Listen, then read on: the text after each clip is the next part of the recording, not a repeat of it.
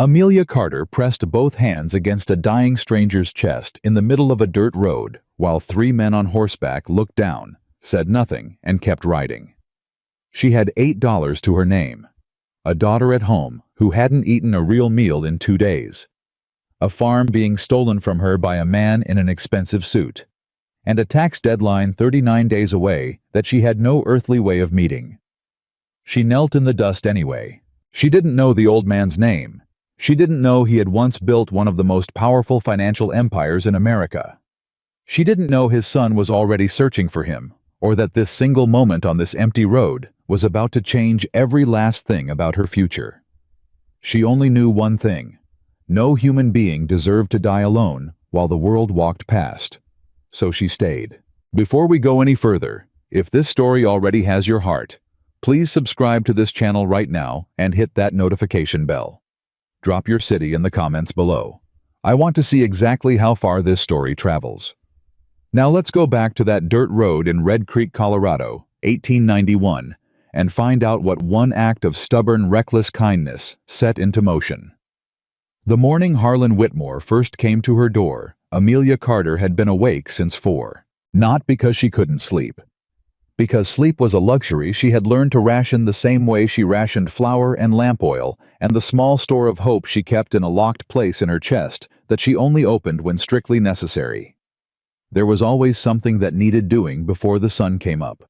Bread to start the garden to water, before the heat turned punishing Lillian's dress that needed a seam resewn before school. The list was never finished. The list she had accepted would never be finished. That was survival. You didn't finish the list. You just stayed ahead of it. She was beating dough on the kitchen table when she heard the carriage on the road. She knew before she went to the window that it wasn't anyone she recognized. The horses moved too easily, too well kept their shoes too clean against the dry summer road. The carriage was black lacquer with brass fittings. That kind of carriage didn't belong in Red Creek, Colorado. 2 lawyers climbed out first, then Harlan Whitmore. How was a medium-sized man who had learned how to make himself feel large.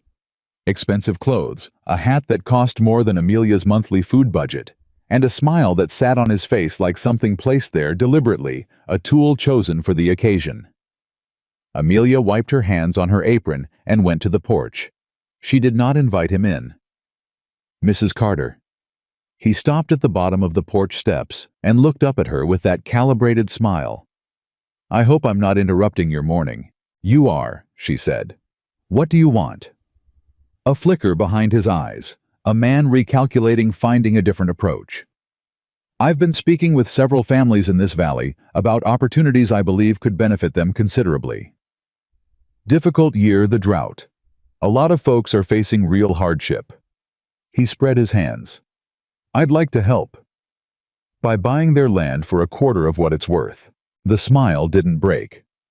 By offering fair market value for properties that may otherwise be lost to tax liens or debt in the coming months.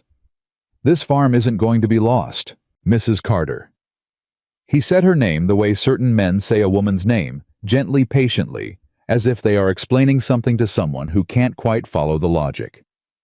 I've looked at the county records. Your husband's estate, God rest him, left certain obligations that I suspect you're finding difficult to manage alone. I'm offering you $400 and a clean exit. You and your daughter could start fresh somewhere. $400. She said it flatly. That's a generous... This land is worth $1,200 on its worst day. She kept her voice. She had learned that evening voices were more frightening than raised ones to men like Whitmore. I know what the county records show. I also know what my deed says and what my title says and what the tax register says, and everything is in order. He looked at her for a moment. Then the smile shifted, not disappearing exactly, but becoming something else underneath. Take some time to think about it, he said pleasantly. These situations have a way of becoming more complicated than people expect. He tipped his hat. He got back in his carriage. Amelia stood on her porch and watched the black lacquer disappear down the road and felt the specific cold that comes not from temperature, but from understanding exactly what a person meant by what they said. She went back inside. Lillian was standing in the kitchen doorway in her nightgown, dark eyes serious. Who was that? A man with a problem, Amelia said. She went back to her dough. Get dressed for school. What kind of problem? The kind where he thinks other people's things belong to him. She pushed the heel of her hand into the dough. Go on now. Lillian went. She had her father's eyes and her father's habit of reading the room before she spoke, and this morning she read it correctly and did not push further. Amelia worked the dough and thought about Thomas. Thomas Carter had been a careful man, careful with his words, careful with his hands, careful with the papers he left behind. The deed to this land was clean and properly witnessed. The taxes were filed correctly. The title was held free of her husband's mining obligations, which he had understood enough law to keep separate. He had protected her in that quiet, forward-thinking way of his from exactly this kind of predator. She thought about the handprint in the cement of the back step. Lillian at 4 years old, small palm pressed flat, the specific serious expression she'd worn while Thomas guided her hand. That print was still there, still exact. She thought about the tin box under the bedroom floorboard with the photograph inside. She thought $63 in 39 days. She had 8. She shaped the loaves and set them to rise, and went out to the garden and worked in the early heat and did not allow herself to think further than the next task, because the distance between where she was and where she needed to be was exactly the kind of gap that could swallow a person whole if they looked at it directly for too long.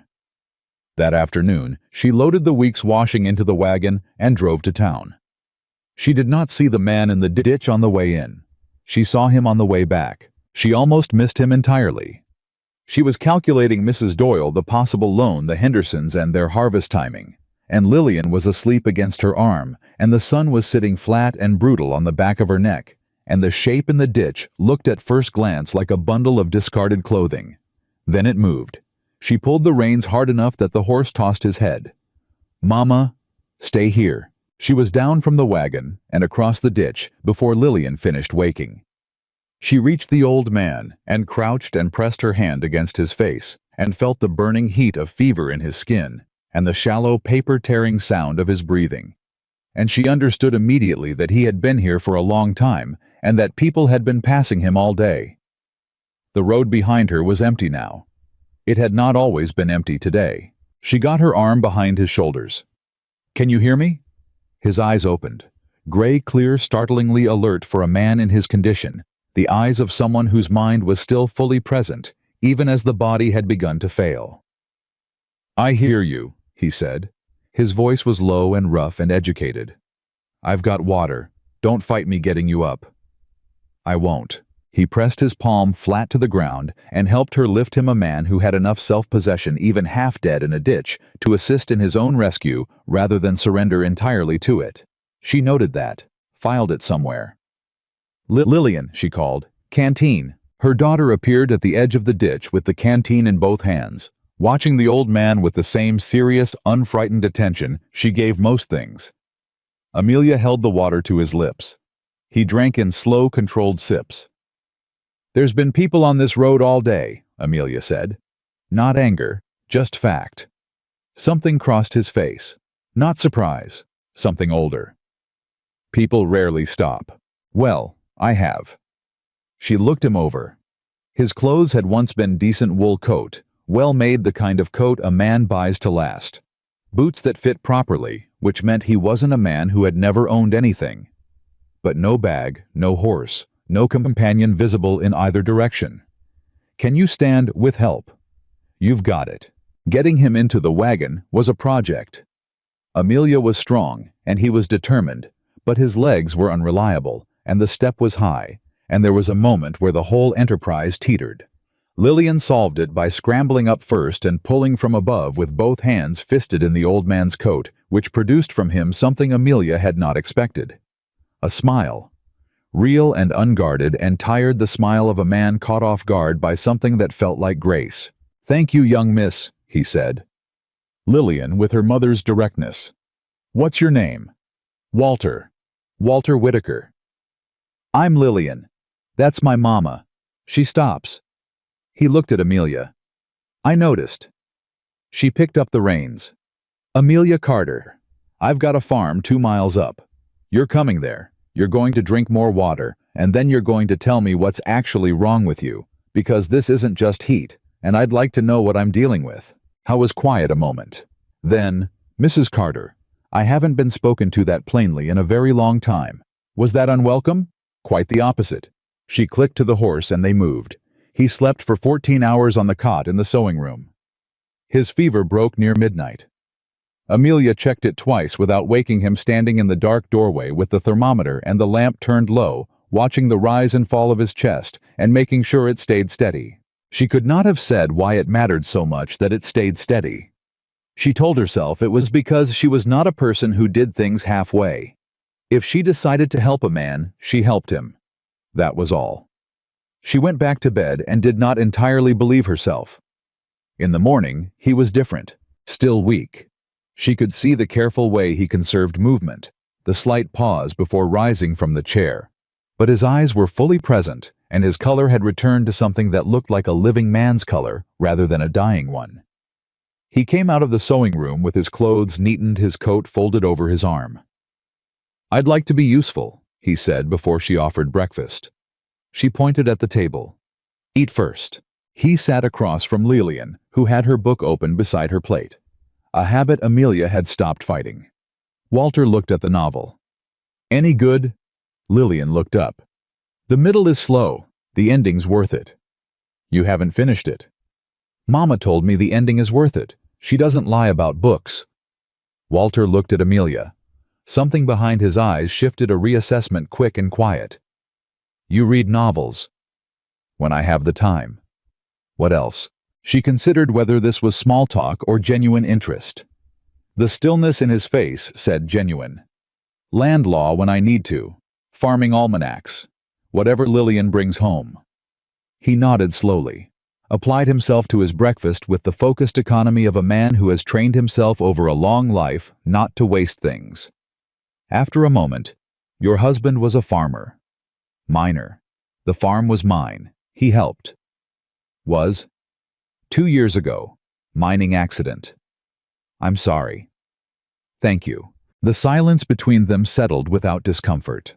Amelia noticed it, the particular quality of a man who had made his peace with quiet, who didn't feel compelled to fill it with performance.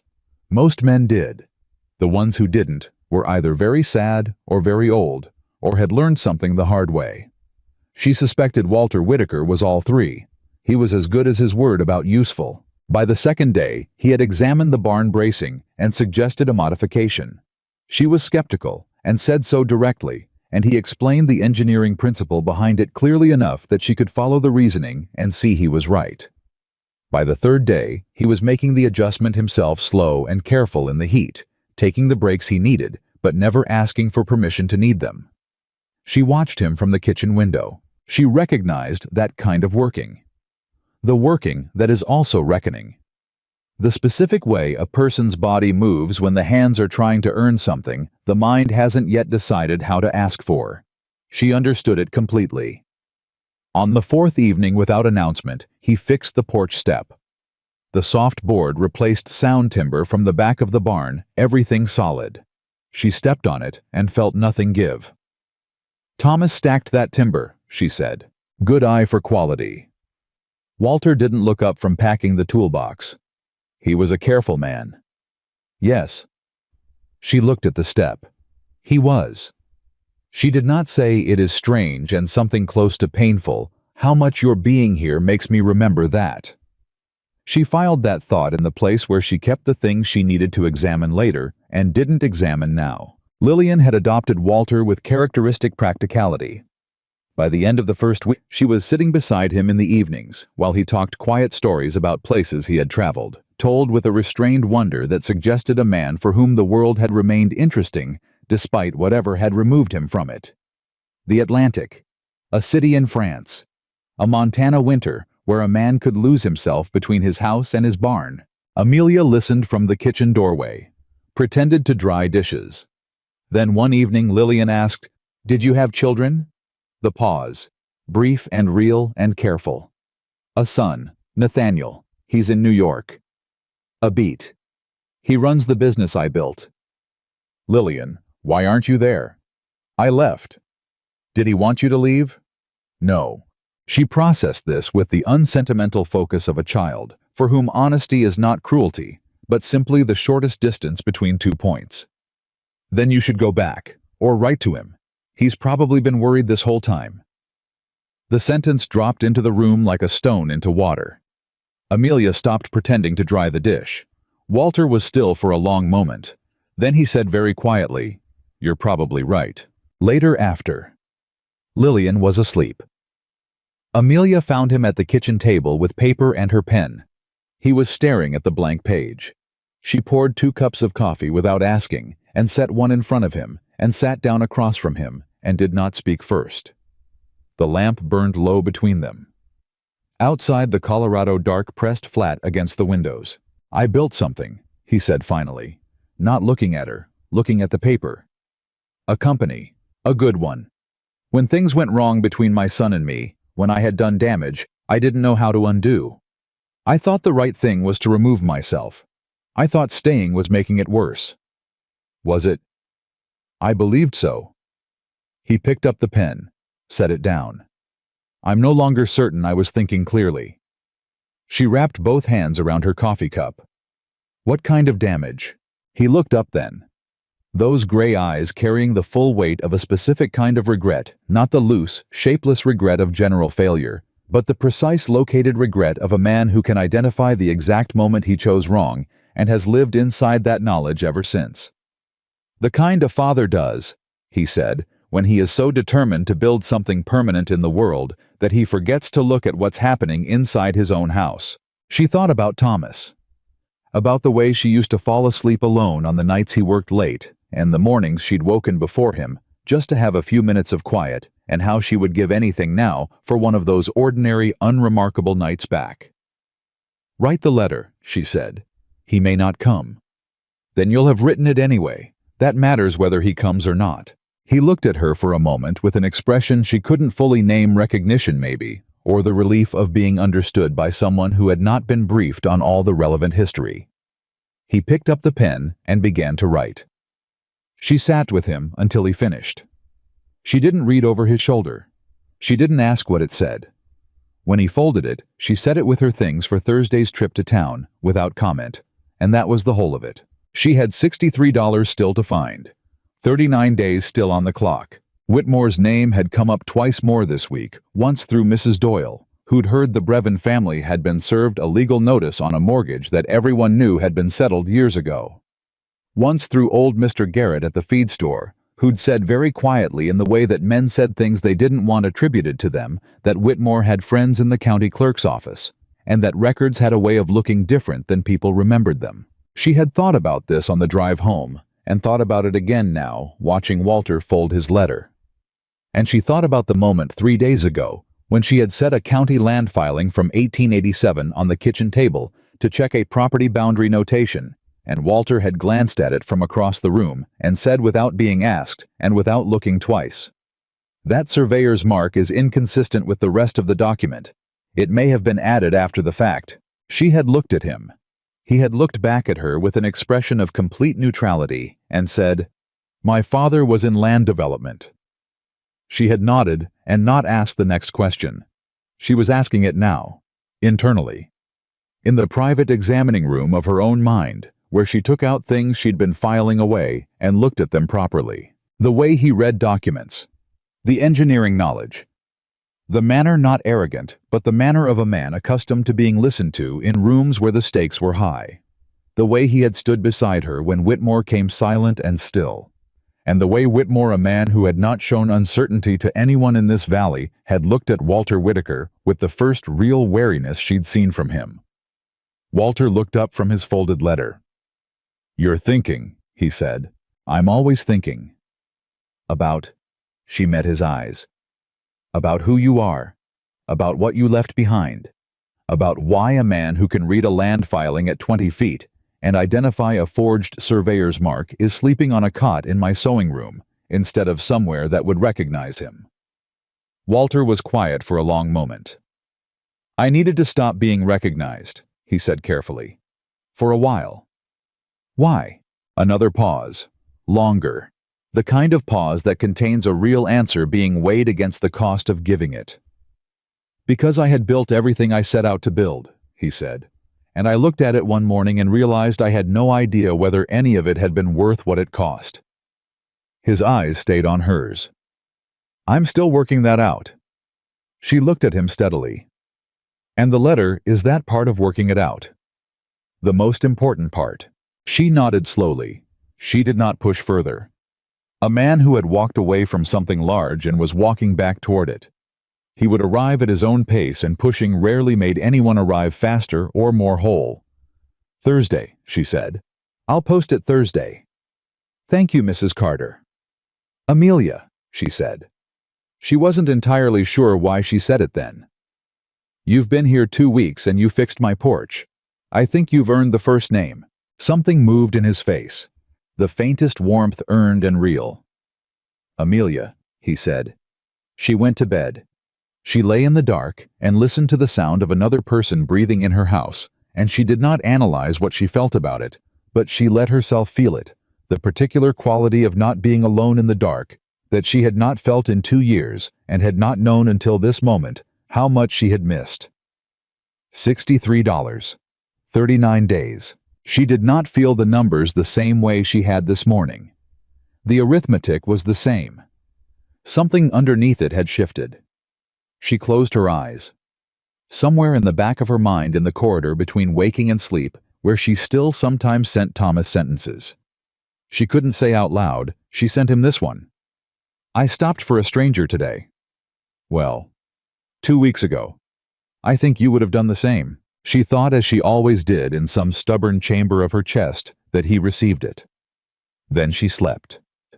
Thursday came and went, and the letter went with it. Amelia dropped it at the postal office between picking up a sack of cornmeal and returning Mrs. Doyle's borrowed pie dish, and she did it without ceremony, without announcement, the way she did most important things quietly, as though the moment were ordinary, as though her hands weren't holding something that might detonate like a charge in a mine shaft somewhere in New York City and bring down walls that had been standing for years. She didn't tell Walter she'd sent it. He knew. They didn't discuss it further. What they discussed that evening was Whitmore. Walter had been in town himself that afternoon, his first time making the walk since arriving, moving slowly but steadily, the way a man moves when he is determined not to show how much the effort costs him. He had gone to the feed store and the dry goods. And Amelia suspected somewhere else, because when he came back, his expression had the quality of a man who has learned something he was already halfway expecting and does not like being right. He waited until Lillian was in bed. Then he sat down across from Amelia at the kitchen table and said without preamble, Whitmore has a contact in the county clerk's office, a man named Gerald Pruitt. Pruitt has been making small alterations to historical land filings. Nothing dramatic, nothing that would catch the eye of someone not looking for it specifically. Adjustments to dates. Survey notations that don't match the original survey lines. Enough to create ambiguity that Whitmore's lawyers can exploit in court. Amelia set down her coffee. How do you know this? Mr. Garrett at the feed store. He's been watching it happen for 2 months, and he's frightened and angry in roughly equal measure. Walter's voice was even. He told me because he didn't know who else to tell, and because he said you were the only woman in this valley stubborn enough to still be here, and that if anyone was going to do something about it, it was probably you. She absorbed this. Did he give you specifics? Which filings?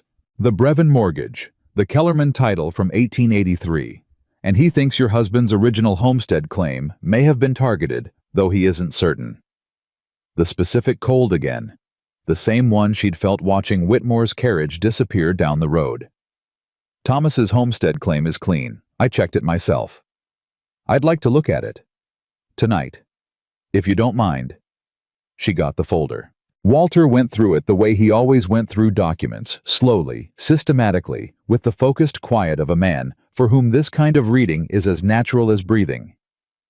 Amelia sat across from him and watched his face and read it the way she had learned to read difficult things directly and without flinching, because knowing was always better than not knowing even when what you learned was hard. He stopped on the 3rd page. His finger rested on a line of text. He didn't speak immediately. Walter.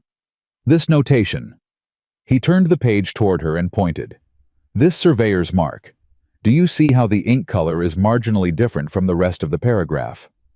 She leaned in, looked. It took her a moment in the lamplight. Then she saw it.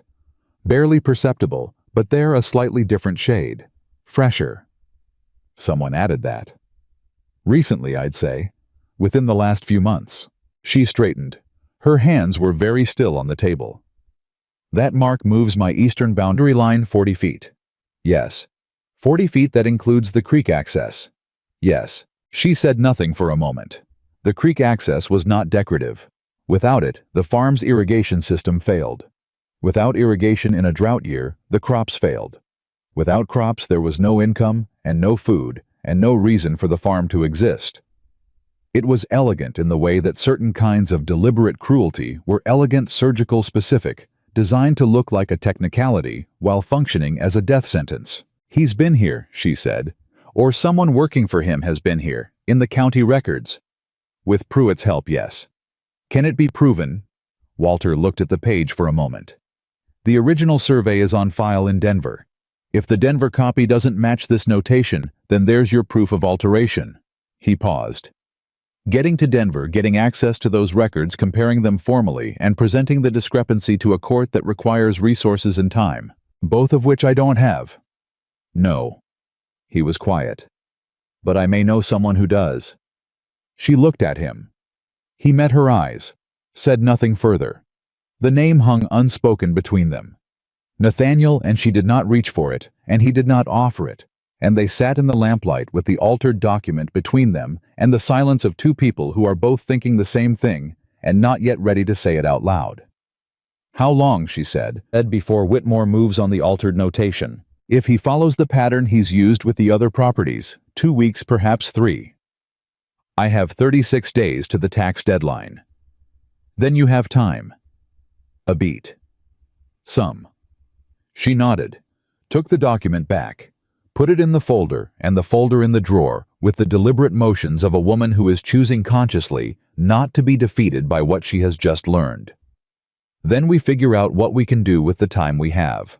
Walter watched her with those clear gray eyes. Most people, he said, when they discover the ground has been cut out from under them, sit down. I know. She locked the drawer. I never learned how. He almost smiled. It was becoming a language between them. Almost the things he almost said. The things she chose not to say. The specific grammar of two people managing more than they were showing. The next morning, Amelia drove to Mrs. Doyle's. Martha Doyle was 71 years old, had outlived 2 husbands, and had an opinion about everything which she shared freely and without apology. She was also the closest thing Red Creek had to an institutional memory, because she had been here longer than almost anyone, and she had paid attention. Amelia told her about the altered document. Not everything, not Walter, not the specifics of what he'd observed in the deed. But enough. Mrs. Doyle's face did a complicated series of things. Pruitt, she said finally. I did wonder. He's been nervous as a cat at a dog show for 2 months, buying things he shouldn't be able to afford on a clerk's salary. She set down her tea. Amelia, you need to be careful. If Whitmore knows, you know. He doesn't know I know. Yet. Yet, she agreed. What are you going to do? Amelia was quiet for a moment. She was working through the shape of something that wasn't yet fully formed, a plan with solid edges and a soft middle, the way most plans looked before you thought them through completely. I'm going to get a copy of the original survey from Denver. Somehow. And I'm going to find every other person in this valley who has had their records touched, and I'm going to make sure they know what's been done to them. That's a lot of some days and somehows. I know. Mrs. Doyle studied her. You've got someone helping you. Don't tell me you don't. I can see it in how you're carrying yourself. You're not carrying it alone. Amelia said nothing. Is it that old man you brought in off the road? People have been talking. People talk about everything. That's not a no. Mrs. Doyle set down her cup with a decisive click. I don't care who he is or where he came from. But Amelia, be careful about depending on a stranger when you don't know his full story. Men with mysteries aren't always mysteries worth solving. Amelia drove home with that sitting in her chest alongside everything else. She turned it over, the way she turned over difficult things. The honest part of her knew Mrs. Doyle wasn't wrong. She knew almost nothing verifiable about Walter Whitaker. He had told her his name and his son's name, and a version of his history that was real, she believed, but incomplete. She had let him into her home and her documents, and if she was being honest with herself, into a significant portion of her thinking. She had done it because every instinct she had built over 31 years of reading people and situations and rooms told her he was exactly what he appeared to be, a man trying to find his way back from something he'd walked away from, using whatever useful things he had left to earn a kind of peace. She was probably right about him. She was also aware that probably was carrying a lot of weight. She got home to find Walter on the porch with Lillian, who was supposed to be doing arithmetic for school tomorrow, and was instead listening to him explain something with 2 sticks and a patch of dirt, which turned out to be how to calculate the area of an irregular field using a method Amelia had never seen taught in any school book. "That's not in her lessons," Amelia said. "No," Walter agreed, not looking up. "It's more useful than her lessons." Lillian delighted. "Mr. Walter says mathematicians invented calculus to solve exactly this kind of problem and that I could learn it by the time I'm 14 if I wanted to." Mr. Walter is very confident about 14-year-olds. "Mr. Walter taught it to himself at 13, Walter said mildly. Amelia looked at him. He looked back. The thing in the air between them, the weight of his unspoken history, sat there quietly, exactly as it had been sitting for 2 weeks, and Amelia decided that tonight she was going to address it directly. She waited until Lillian was asleep. Then she came to the kitchen table and sat down and said, "I need to know who you are, not the version you've been giving me, the full version." Walter was quiet. "I'm not asking to be difficult," she said.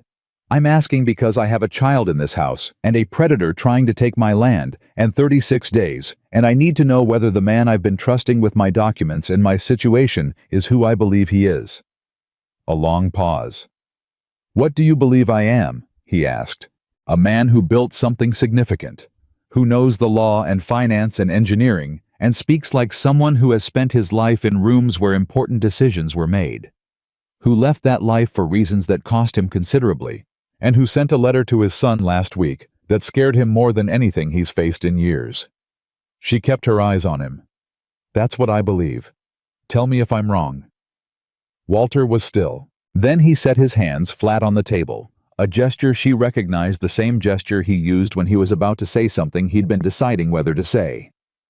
"Whitaker Financial," he said. "New York City. Founded 1851. By the time I stepped back, it managed assets for 11 of the largest railroad companies on the eastern seaboard, 4 shipping lines, and approximately 60 private family trusts." A pause. "I built it from a single loan office my father left me, over 40 years. The room was very quiet. Nathaniel has run it for the past 3 years," he continued. "He's capable, more capable than I gave him credit for, because I spent 20 years being too occupied to notice his capabilities. I spent those same 20 years teaching him by example that the work mattered more than the people doing it." He looked down at his hands. "By the time I understood what I had done, I didn't know how to undo it. So I left instead." Which was, as a solution, worse than useless. Amelia took this in. "How did you end up in a ditch on a Colorado road?" "I've been moving west for 8 months, working when I could find it, stopping when I needed to." He looked up. "I had a great deal of thinking to do. I discovered that thinking is easier when the body is occupied with something real. And the thinking, has it arrived anywhere?" A moment. "It's arrived at the letter." She looked at him steadily. "Walter, the letter was a beginning. But let me be direct with you about something, because I think you're a man who responds better to directness than to delicacy." She leaned forward slightly. "You've been in this house for 2 weeks, and you've made yourself indispensable, and you've been generous with your knowledge, and I am grateful for all of it. But I need to know, when that letter reaches Nathaniel, if he comes, what happens to this situation? What happens to what you know about Whitmore's scheme? Are you willing to use what you have to help stop what's being done to this valley? Or are you here to work out your conscience, and then move on?" The question landed exactly as she meant it to, plainly, without apology, at the center of what mattered. Walter looked at her for a long moment. "I'm willing," he said. "I have been since I saw that document 3 nights ago. I was waiting to understand whether you wanted my help or wanted to solve it yourself."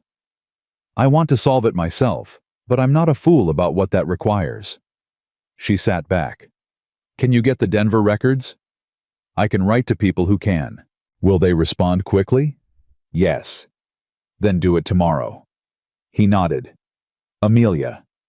He said her name with a particular weight. She was beginning to recognize the weight of something he meant, but was choosing carefully.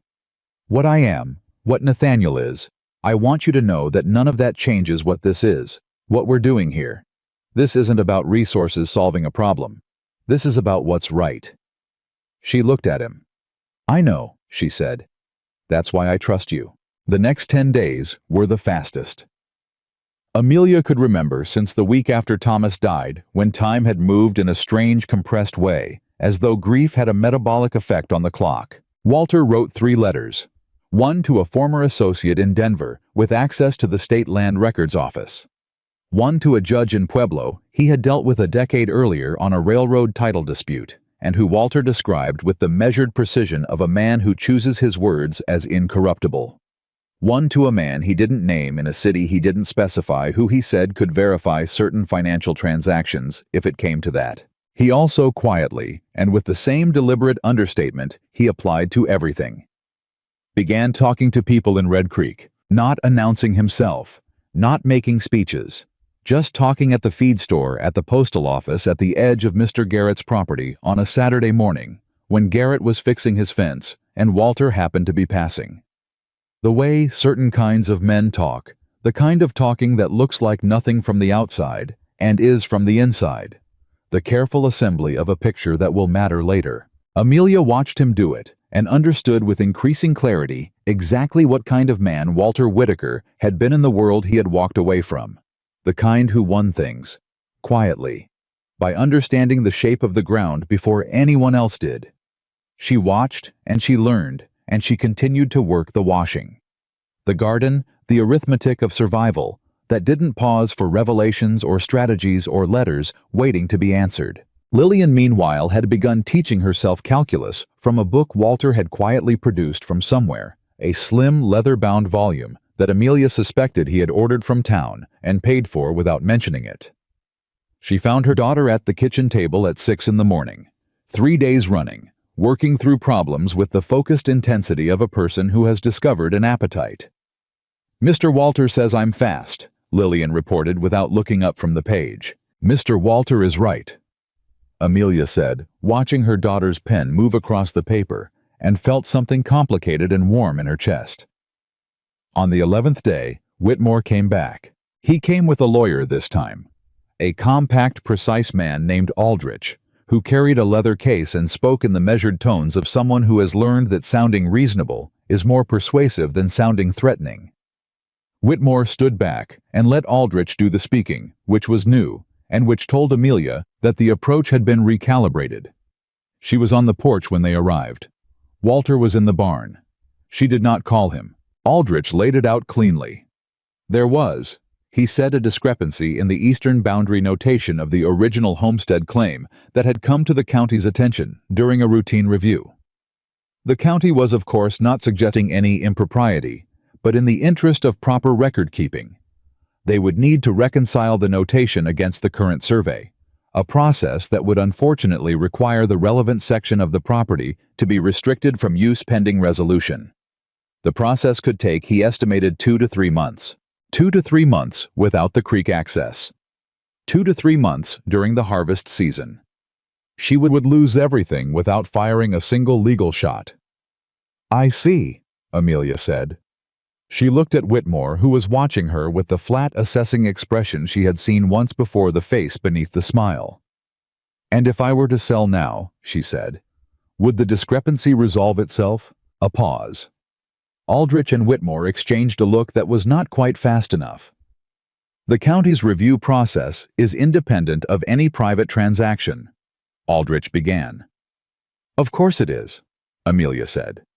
"Thank you both for coming. I'll be in touch." She went back inside and closed the door and stood with her back against it and breathed. Walter appeared from the barn doorway across the yard, took one look at her face through the window, and came inside without being asked. "How bad?" he said. "They're moving on the notation. 2 to 3 months restricted access to the creek." She pushed off the door. "We need the Denver records." "The letter was 8 days ago. I'd expect a response by—" "I know, but 8 days feels like 8 months right now." He looked at her. Something in his face did a thing she had seen once before, the night he finished the letter to Nathaniel, a decision being made behind the eyes, something coming to the surface from where it had been held carefully below. "There is something else I can do," he said. "I've been waiting because it involves using a name I've been trying not to use. But there may not be more time for waiting." She looked at him directly. "What name?" "Mine." He held her gaze. "The full weight of it. Used correctly in the right circles will move certain things faster than any letter. You'd expose yourself." "Yes." "Why have you been avoiding that?" I was quiet for a moment. "Because I wasn't sure I had the right to use what I'd built as leverage again. Not before I'd made things right with Nathaniel. It felt like going back to the same pattern." A pause. "But I think I've been wrong about that too. There's a difference between using power to build an empire and using it to stop a man from stealing a widow's farm." She looked at him for a long moment. "Walter," she said, "don't do anything yet. Wait 2 more days for the Denver response." She said not because she didn't want his help, but because she had spent 2 years making her own decisions, and she needed this next step to come from a place of choice, not desperation. "If the response doesn't come, we do it your way." He nodded. 2 days. They were the longest 2 days Amelia could remember since the days after the mine collapse, when she'd waited for news that had finally come, in the form of a man in a dusty coat, standing at her door with his hat in his hands, and an expression she had understood before he opened his mouth. She worked. She always worked. The garden, the washing, the fence repair along the north edge that she'd been putting off for a month. She moved fast and stayed occupied, and didn't let her mind rest long enough to give fear a proper foothold. Lillian, with her unfailing instinct for her mother's emotional state, stayed close without being asked.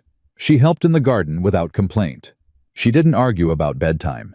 She brought Amelia a cup of tea on the second evening silently and set it on the table and went back to her calculus book, and Amelia had to look at the ceiling for a moment before she trusted herself to say thank you.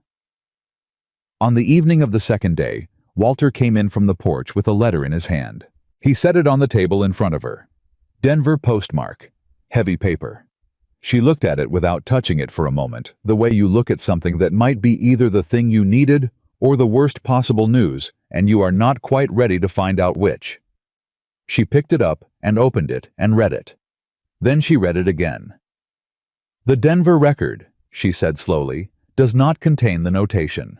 "No," Walter said. He had read it already, she could see that. "The original survey has no eastern boundary modification of any kind. The mark in your document was added after the original filing. It is provably not original.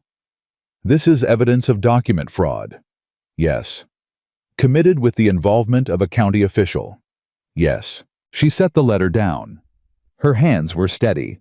Steadier, in fact, than they had been in weeks, because there was something about holding proof in your hands that had a stabilizing effect, that turned a threat from a shape in the dark into a specific thing with specific edges, and specific things with specific edges could be fought. "We need to go to the judge," she said. "In Pueblo," Walter agreed. "Judge Harmon, I've already written. He's expecting to hear from me." She looked up at him. "You wrote before I said yes." "I wrote before because I believed you would say yes." A beat. "Was I wrong?" She almost smiled despite everything. "No, you weren't wrong." "I rarely am about people," he said, and it was said without arrogance, simply as a fact about himself, the kind of fact a man states when he has lived long enough to know his own capacities. "When can we go to Pueblo?" "I'd suggest Friday. That gives us time to prepare the documentation and gives Judge Harmon time to receive my letter." "That's 5 days." "Yes." "A lot can happen in 5 days." "A lot has happened in 2 weeks," he said, and the particular quality in his voice when he said it, the weight of what had shifted between them in those 2 weeks, the weight of everything both of them had chosen not to say out loud, made her look at him sharply and then look away. "Walter," she said to the table, not to him. "The letter. It's been 12 days. I know. Is no answer an answer?" He was quiet for a moment. "With Nathaniel," he said slowly. "I genuinely don't know. He could be angry. He could be trying to decide. He could have come and gone back before arriving as he's done before with things that frightened him." He paused. "He frightens easily, though he would die before admitting it. He gets that from me." She looked at him then. "You sound like you miss him." "I have missed him for 3 years." He said it with the flat honesty of a man who has moved past the point of dressing up true things. "I missed him for years before I left. That is perhaps the worst part to admit." She said nothing. She let the silence carry it. Outside, the Colorado dark had settled in, and the night sounds had started, the crickets and the occasional far-off cry of something hunting and the low breathing of the horses in the barn. The sounds of a world that continued regardless of what the people inside it were carrying. "He'll come," Amelia said. She didn't know why she said it. She said it the same way she said things to Thomas in the corridor between waking and sleeping, because she believed it in the stubborn, unverifiable way she believed in things that mattered. Walter looked at her. "Yes," he said after a moment. "I think he will too." They sat in the kitchen with the letter from Denver between them and the lamp burning low, and neither of them spoke again for a while, and the silence had the quality not of absence, but of presence. The specific presence of two people who are both carrying more than they can put into words, and have found in each other someone worth sitting beside in the difficulty of it. Amelia thought about Whitmore, about Pruitt and the altered records, and the 2 to 3 months, and the creek access, and the harvest.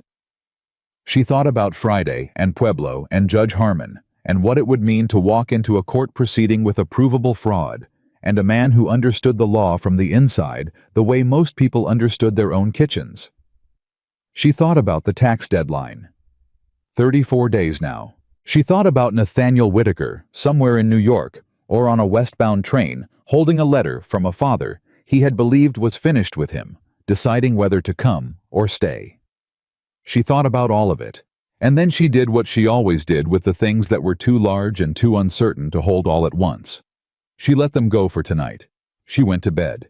She slept. And 3 days later, on a Tuesday morning, when the air already had the weight of late summer in it, and the road out front was white with dust, a wagon came down from the direction of town, moving at a pace that suggested the driver had somewhere urgent to be. Amelia was in the garden when she heard it. She straightened and shielded her eyes and looked. The wagon stopped at her gate. The man who climbed down was not old.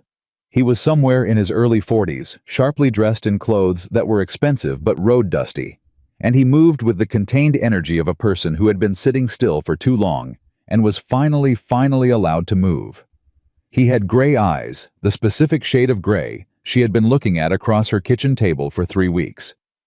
He stood at the gate and looked at the farmhouse, and then at the garden, and then finally at her. "Ma'am," he said. His voice was steadier than his eyes. "My name is Nathaniel Whitaker. I believe my father is here." Amelia set down her trowel. She looked at him for a moment, at the gray eyes that were Walter's eyes, at the set of the jaw that was Walter's jaw, at the contained, frightened hope on the face of a man who had crossed half a country because of a letter, and was now standing at a farm gate, not quite sure what he would find on the other side of it. "He's in the barn," she said. "Go on." Nathaniel Whitaker opened the gate. He walked across the yard. He stopped at the barn door. And Amelia picked up her trowel and turned back to her garden, because what happened next was not hers to witness. Some things needed to happen in private. Some things were worth crossing half a country for. And some silences, the silence from the barn, the long-held breath kind that lasted several minutes before she heard very faintly the sound of 2 men talking in low voices, were the loudest thing she had ever heard. They stayed in that barn for 40 minutes. Amelia knew because she counted.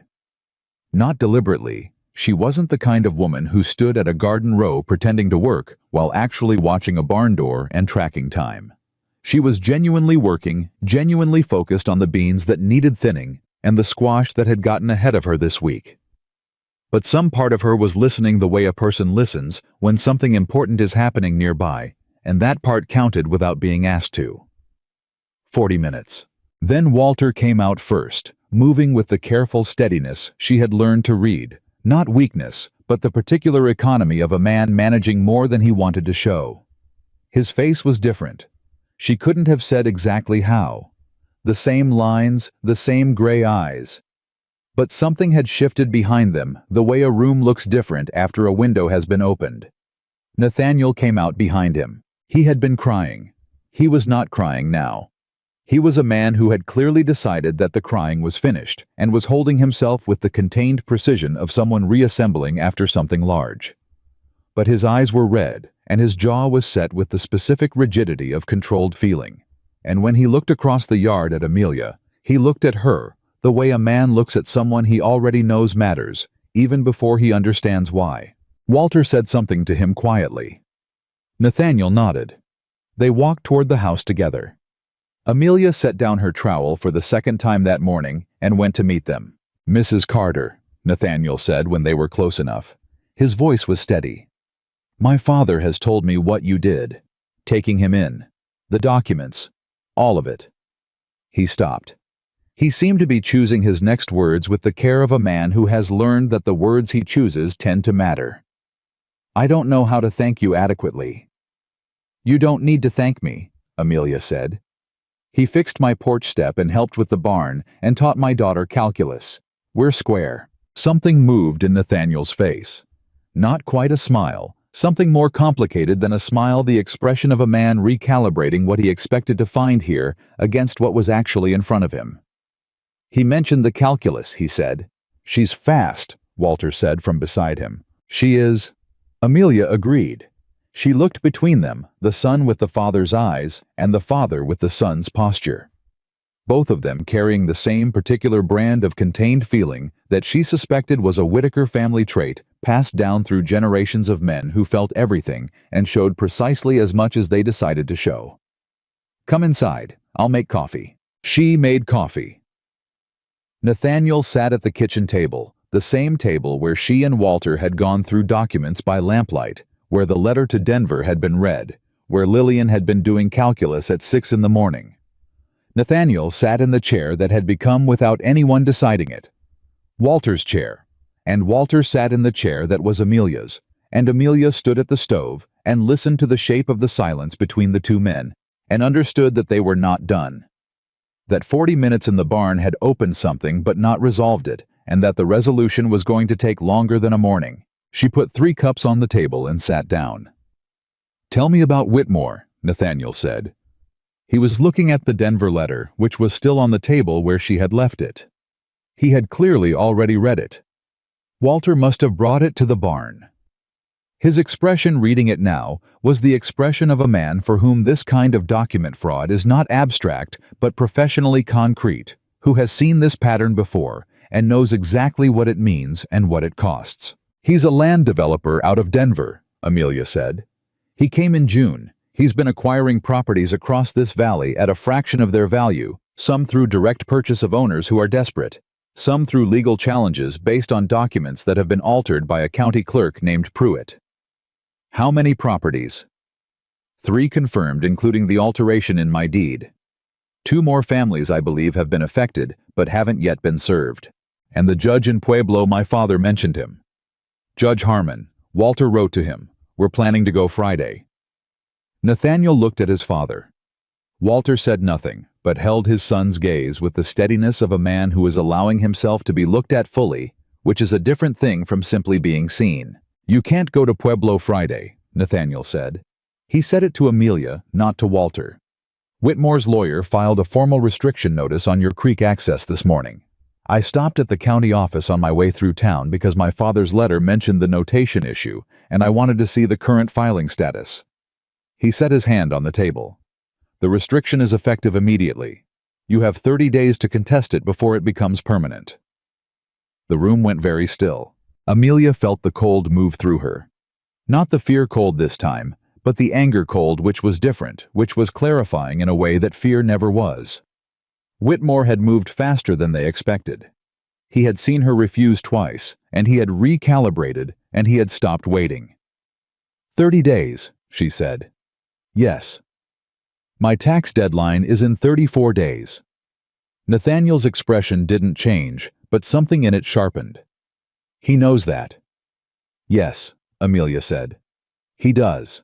She was quiet for a moment, thinking through the geometry of it, the 30 days and the 34 days and the creek access and the harvest and the $63 and Pruitt and the Denver evidence and Judge Harmon and what it all added up to if she arranged it correctly and what it cost if she arranged it wrong.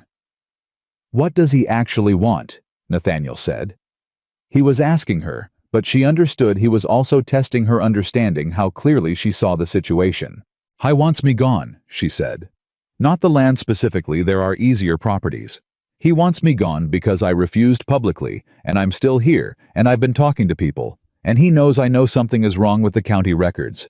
Leaving me in place is a liability for him." She looked at Nathaniel directly. He needs this valley cleared by fall so he can present the assembled land package to whoever is financing him. One holdout ruins the picture. Nathaniel was quiet for a moment. "Who is financing him?" he said. "I don't know. I might." He reached into the jacket he had laid over the back of his chair and produced a folded paper. Set it on the table between them.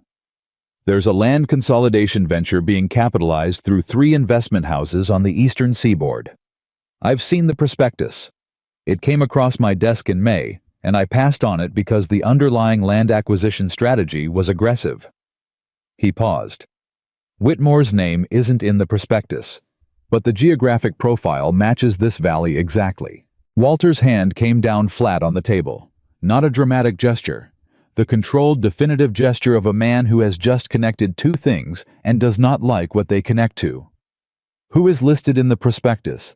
"A company called Western Territorial Holdings." Nathaniel held his father's gaze. "Incorporated in Delaware. 3 principals. One of them is a man named Cross, Elias Cross." Walter was absolutely still. "You know that name," Amelia said, watching him. "Yes." His voice was very controlled. "Elias Cross is a man I did significant business with in the 1870s. He is also a man I had cause to refuse a particular transaction in 1882, and who responded to that refusal by attempting unsuccessfully to undermine my company's standing with 2 of our largest clients." He looked at Nathaniel. "He was behind the railroad bond dispute in '84. "I remember the '84 dispute," Nathaniel said quietly. "I was 22. It was the year you stopped coming home for dinner." The sentence landed in the room like something physical. Walter absorbed it without moving. Nathaniel had not said it as an accusation. He had said it as a fact. The way people state facts that have been stored for a long time and are finally being allowed out. But it carried in its plain factual weight everything that had been sitting between them for 3 years. Amelia looked at the table. "Cross knows who I am," Walter said. "If he is behind this venture and he learns I am connected to this property in any way, it will change the nature of the situation considerably." "Change it how?" Amelia said. "It will make it personal for him in a way that purely financial disputes are not personal. He will be more aggressive. He will move faster." A pause. "But it also gives us something we wouldn't otherwise have." "What?" "A reason." Walter looked at her. "Elias Cross has been building this venture for 2 years. He needs this land package complete by October, or his Eastern financing evaporates. If I am present and visible and using my name, if he believes I am actively working against his interests, he will panic. Panicked men make mistakes." "You're talking about drawing him out," Nathaniel said. "Yes." "That's dangerous." "Yes," Walter agreed. "It is." Nathaniel looked at his father for a long moment. The look of a son reading a father he has not been able to read clearly for 3 years, trying to find in the familiar face. Whatever has changed, whatever has survived, whether the man he knew and the man in front of him are still the same person, or have become strangers while wearing the same face. "I'll go to Pueblo," Nathaniel said. He said it to Amelia. "Today, not Friday. I'll bring the Denver letter and the restriction notice, and I'll talk to Judge Harmon directly. I know how to talk to judges." You don't know Harmon, Walter said. I know his type. Nathaniel said it without arrogance, simply with the calm of a man who has spent 20 years in rooms where these conversations happen and knows the terrain. And I know how to present a fraud case. This is clean, father. The Denver record is unambiguous. Pruitt altered a filed document. That's criminal, not civil. There's the matter of proof of Pruitt's connection to Whitmore, Amelia said. Mr. Garrett, Walter said.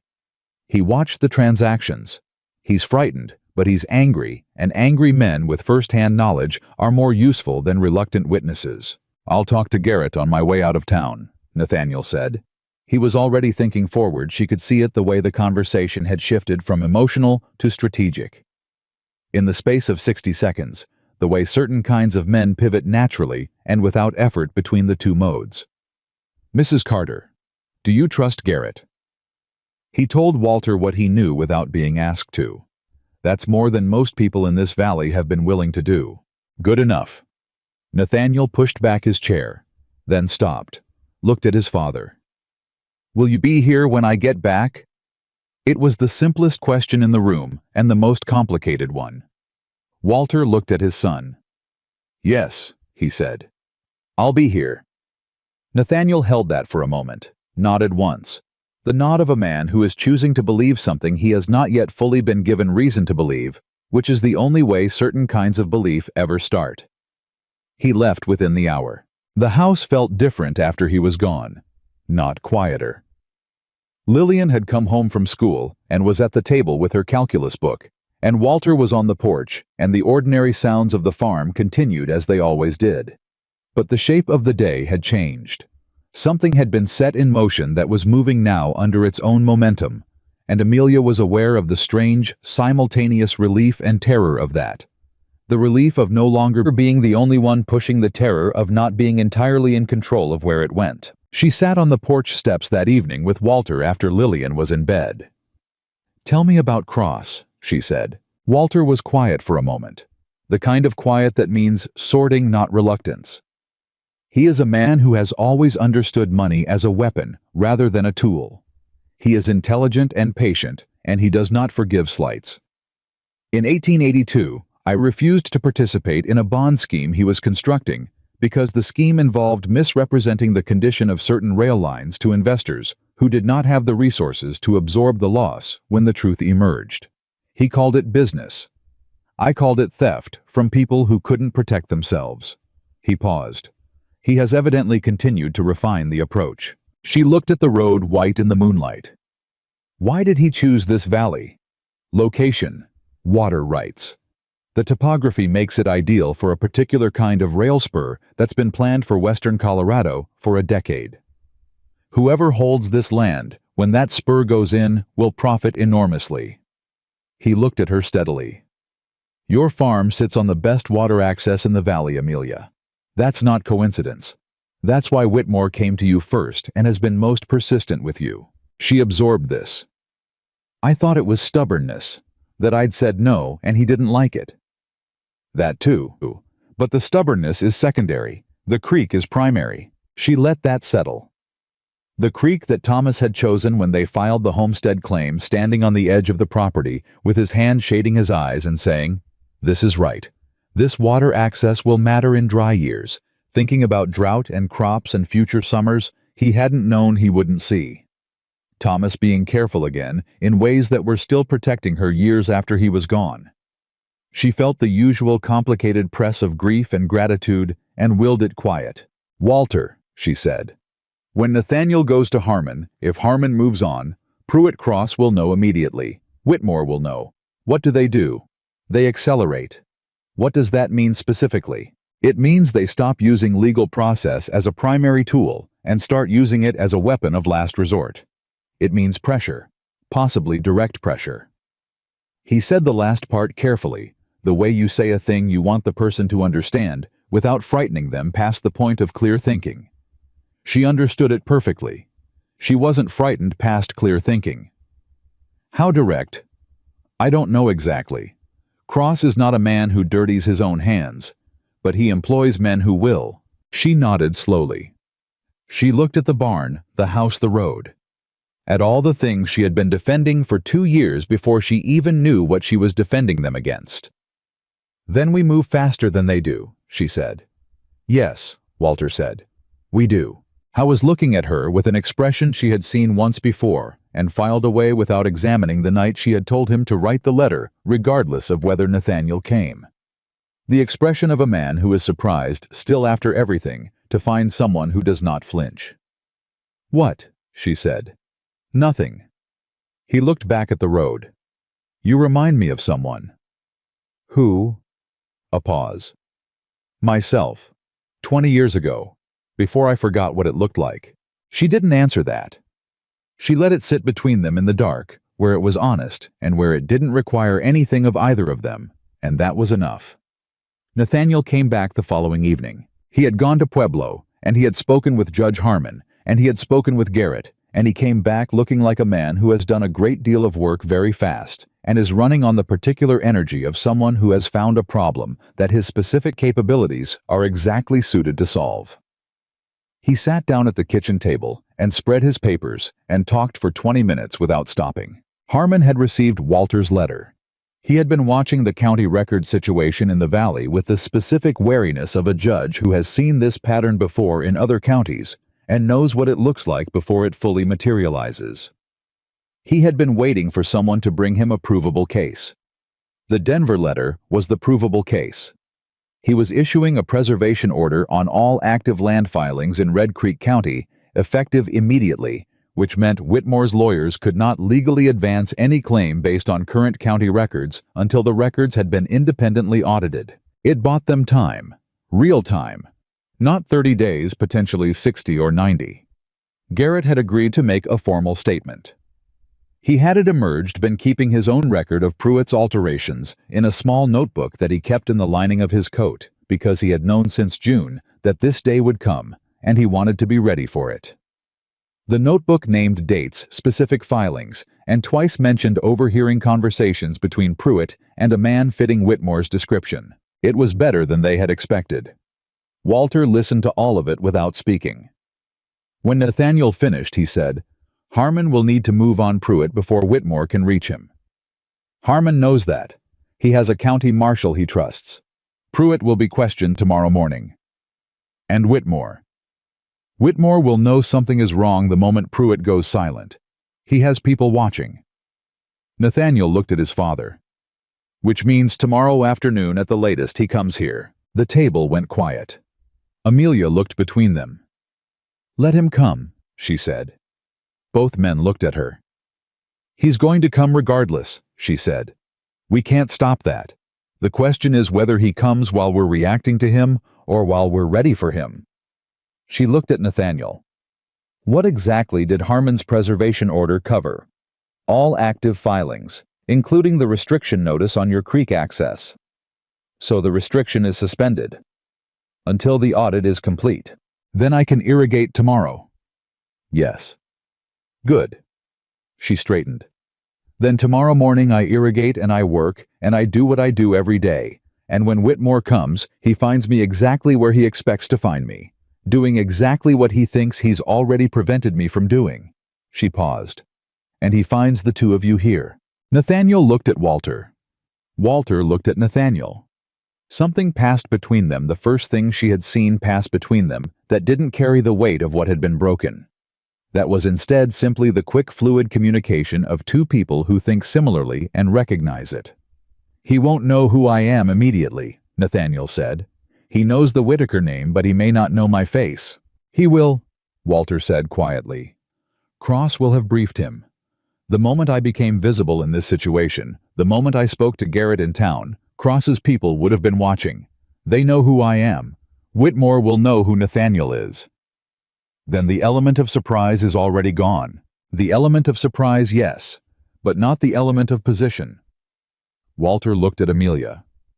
"Cross and Whitmore expected to find a widow alone. They found a widow with a defensible legal position, a provable fraud case, a judge's preservation order, and—" He stopped. "And two men who know how this works from the inside," Nathaniel finished. "Yes." Amelia nodded. She was thinking again through the shape of tomorrow, through the move and the counter-move, through the thing they had and the thing Whitmore had, and what the ground looked like between them. "There's one more thing we need," she said. "What?" Nathaniel said. "The other families. The ones Whitmore's already displaced or is threatening. They need to know what Harmon's order means. They need to know there's a case being built and that they're part of it. That's asking people to stand up against a man who's already shown he'll use legal force against them," Nathaniel said. "Yes." She looked at him steadily. "I know what I'm asking." Gaze. "Mrs. Carter, do you understand that if Cross believes this case is going to expose his operation, he will not simply fight it legally, he will do whatever is necessary to make it go away, including going after the people who are standing up?" "I understand that. You're not afraid of that." "I'm afraid of it," she said plainly. "But I'm more afraid of what happens if we leave those families out of this. Harmon's order protects the filings. It doesn't protect people who don't know they're being protected. And if Whitmore can't get to me, he'll go harder at whoever is more vulnerable." Nathaniel was quiet for a moment. Then he looked at his father with an expression that was new, not the careful, managed expression of the past 24 hours, but something simpler, something that looked like recognition. "She's right," Walter said. He said it quietly and without any emphasis because it didn't need any. "I know she is," Nathaniel said. He looked back at Amelia. "I'll ride out to the Brevin property tonight and the Kellermans tomorrow morning. You should talk to Mrs. Doyle. She knows everyone in this valley, and they'll trust her word." "I'll go to her first thing." Nathaniel stood, began sorting his papers, then stopped, looked at her. "One question. Not about the legal situation." She waited. "My father has been here almost 4 weeks." He said it carefully. "In that time he has apparently fixed your porch, repaired your barn, taught your daughter calculus, reviewed your land documents, and written the most coherent letter I have ever received from him in my adult life." A pause. "What did you do to him?" Amelia considered the question for a moment. "Fed him," she said. "Talked to him like a person. Let him be useful." She paused. "Told him to write the letter." Nathaniel looked at her for a long moment. "Thank you," he said. He said it differently from how he'd said it that morning. That morning, it had been the formal gratitude of a son acknowledging something done for his father. This was something else, more direct, more personal. The gratitude of a man who got his father back and is still in the first 24 hours of understanding what that means. She nodded. "Get some sleep. Tomorrow's going to be long." He almost smiled. The same almost smile as his father. It was remarkable how thoroughly a thing could be inherited. "Yes, ma'am," he said, which was the first time he'd said that, and which landed with a warmth she hadn't expected. She went to bed. She lay in the dark and thought through the morning. The irrigation first before the heat, then Mrs. Doyle, then home and whatever came after that. She thought about Whitmore arriving, about what his face would look like when he found the preservation order was in effect, and Pruitt had been questioned, and there were witnesses and documents and 2 Whitaker men standing in her yard. She thought about Cross somewhere far away, receiving the news that his carefully assembled land scheme was fracturing at the edges. She thought about Thomas. She sent him the sentence she had been forming for days. "We're going to be all right. I think we're actually going to be all right." She believed it. In the stubborn, unverifiable way she believed the important things. She was almost asleep when she heard it. It was not a dramatic sound. A creak outside, the kind a person makes on dry ground when they are moving quietly, but not quietly enough. Then another. Then nothing. She lay still. The third sound was different, harder. Glass, specifically the specific sound of a bottle hitting the side of a wooden structure and shattering. Then the smell. Sharp mineral, immediately unmistakable to anyone who had grown up around mines and the things that powered them. Coal oil. Amelia was out of bed before the thought finished forming. Bare feet on the floor, moving fast, door hallway. Lillian first. She pushed open her daughter's door, and the girl was already sitting up, eyes wide, nose working. "Mama. With me. Now, don't stop moving." She had Lillian's hand and was moving toward the back of the house, away from the smell's direction, which was the west side, the barn side. She could hear it now, under the night sounds, the specific soft roar of something catching and beginning. She got them out the back door and into the yard and turned. The barn was not yet fully alight. One wall, the west wall, was burning at the base, the fire moving upward with the unhurried confidence of something that has been given enough fuel and time. The horses. She heard them, the specific panicked sound that horses make that is different from every other sound in the world. She moved. Walter was already there. She didn't know how he had been in the sewing room, which was on the east side farthest from the fire, but he was already at the barn door, already pulling it open, already inside in the smoke and the noise, and she was right behind him before she made the decision to be there. And together they got the first horse out. Then the second. Both of them wild-eyed and shaking, and needing to be held and moved with force. And the fire was moving faster now, and the heat was a physical weight against her face. Nathaniel came from the direction of the yard at a run, and she didn't have time to wonder where he'd been sleeping, because he went straight to the second horse that Walter was fighting to control, got it by the halter with both hands, and pulled it out of the barn and into the night air. "Is that everything?" Nathaniel shouted. "The tack," Walter said, and went back in. "Walter," Amelia started. I was already inside. She went in after him and pulled the saddle from the rack and came back out coughing, and Walter came out behind her with the harness over his shoulder and his face black with smoke, and they stood in the yard with the horses and the heat and the red light of the fire on all their faces and watched the west wall of the barn burn. Lillian was at the fence with both hands gripping the rail, watching with wide, steady eyes and making no sound. Amelia got to her and put her arm around her and held her tight. "Is everyone?" Lillian started. "Everyone is out," Amelia said. "Animals too." The fire was going to take the wall, possibly the roof. It was not going to take the house. The house was far enough, the night was still enough, and 3 people who knew what they were doing were not going to let it cross the yard. They fought it with water and dirt for 2 hours. When it was over, the west wall was gone. The roof had partially survived. The structure was damaged, but standing. The horses were in the yard, calmed now, but still blowing hard. They stood in the gray pre-dawn and looked at what remained. Nathaniel's face was utterly still, with a cold fury.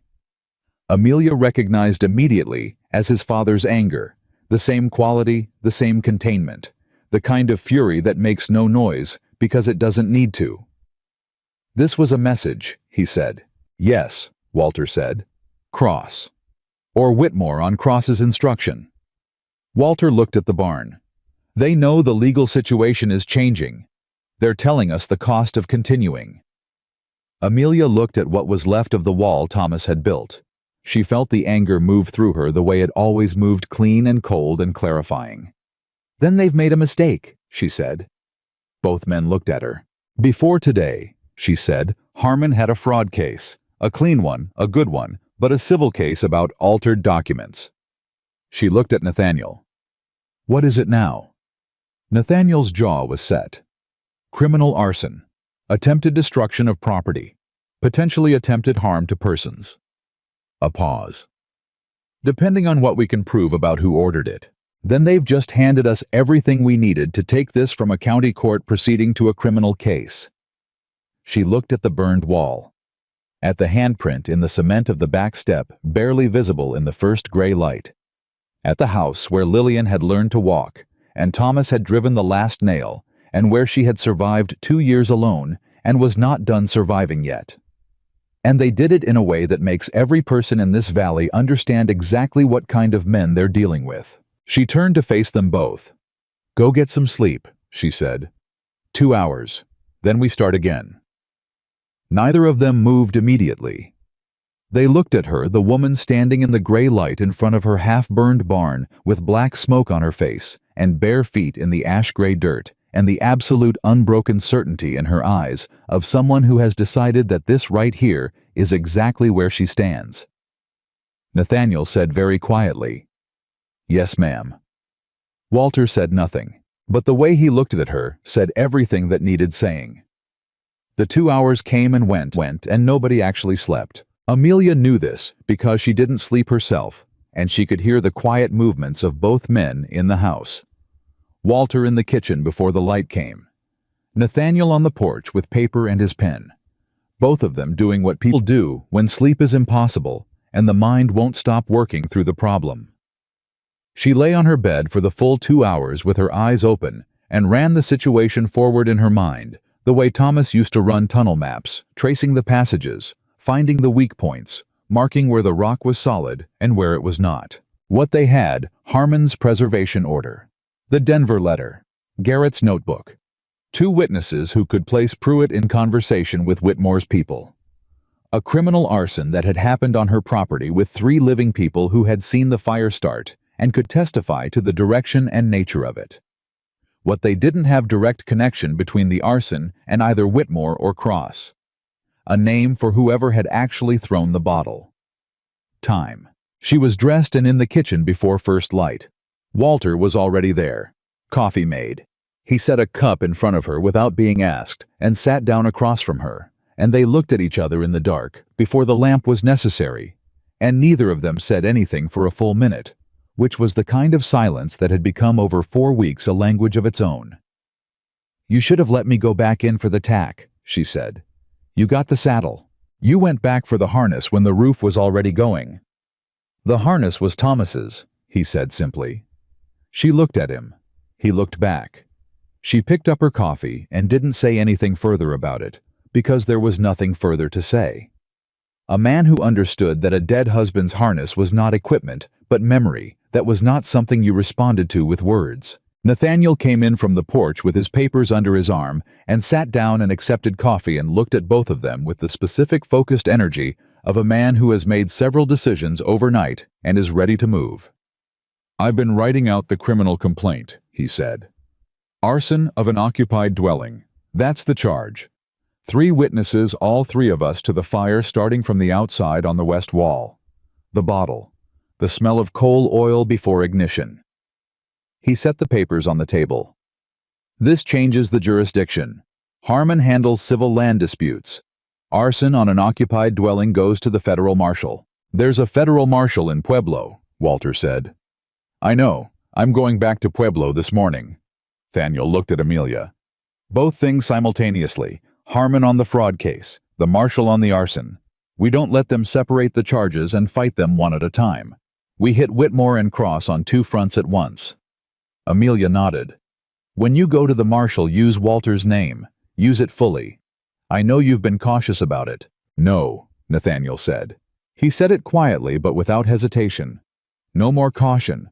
Father's name opens doors that nothing else does. We use it." He looked at Walter. "If that's acceptable." Walter was quiet for a moment. Then, "It's acceptable." The word carried more weight than it appeared to. Amelia watched Nathaniel receive it and understood that what had just happened was not simply a tactical decision. It was the first time, possibly in years, that Nathaniel had asked his father's permission for something and received it directly, and both of them knew it, and neither of them was going to name it out loud, but it was real, and it was there. "I'll go to Mrs. Doyle this morning," Amelia said. "And then the Brevins and the Garners. People need to know the preservation order is in effect, and the case is moving. They need to know that standing up now is safer than they thought yesterday." "And Whitmore," Walter said.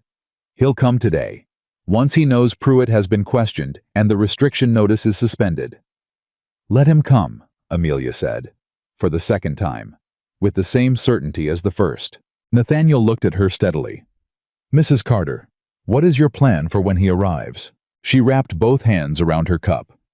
"I'm going to let him talk. Men like Whitmore always talk too much when they're frightened and trying not to show it. And then I'm going to tell him very calmly exactly what we have and what's been filed and what's coming. Not to negotiate, not to threaten, just to make sure he understands that the ground has changed under him." She paused. "And you," she said to Walter, "are going to be standing right there." Walter looked at her with that expression again, the one she had stopped pretending not to see. "Yes," he said. "I am." Nathaniel left by 7. He rode hard, and they both knew it, because they could hear the pace of the horse on the dry road, urgent and purposeful, and then the sound faded, and the morning settled into the particular quiet of a day that has a great deal in it and has not yet begun. Amelia went to Mrs. Doyle first. She told her everything. Not the parts she'd been careful about before everything. Walter's identity, Nathaniel, the Denver letter, Garrett's notebook, Harmon's order, the arson. All of it laid out at Martha Doyle's kitchen table in plain language, while the older woman sat very still and listened with the focused attention of a person who has been waiting for someone to tell them the truth for a long time. When Amelia finished, Mrs. Doyle was quiet for a moment. Then she said, "I know 6 families who need to hear this today." "I was hoping you'd say that." "I'll go this morning, before noon." She stood up with the decision of a woman who had buried 2 husbands and was not frightened by men with money. "Amelia, the old man Walter, you trust him?" "Yes." "With the farm, or with more than that?" Amelia looked at her steadily. "Martha." "I'm old, not blind." "The farm," Amelia said. "That's what's at stake right now. That's what I'm thinking about." Mrs. Doyle looked at her in the specific way of a woman who knows exactly what she's hearing and what she is not hearing. All right, she said. "Go do what you need to do. I'll take care of the families." Amelia went to the Brevins next, then the Garners. The Brevins were a family of 5 husband and wife and 3 children who had received their legal notice 2 weeks ago and had been existing since, in the particular suspended terror of people who have been told their home is being taken and don't know how to stop it. Marcus Brevin met her at the door with the face of a man who had stopped sleeping and started waiting. When she explained Harmon's preservation order and what it meant, his wife appeared behind him, and when she understood that the restriction was suspended and the county records were frozen, she put both hands over her mouth and her shoulders moved. "We don't have to go," she said, around her hands, trying to make it real. "Not today," Amelia said. "Not while this case is moving. But I need Marcus to be willing to talk to Harmon about what was done to your title. His testimony, plus Garrett's notebook, is the difference between a provable case and a strong one." Marcus Brevin looked at his wife. She took her hands from her mouth, nodded once. "I'll talk to whoever needs talking to," he said. She got home by mid-morning. Walter was in the yard assessing the barn damage in the daylight with the systematic eye of a man who is already calculating what it would take to rebuild. He looked up when she came through the gate. "Brevin," he said.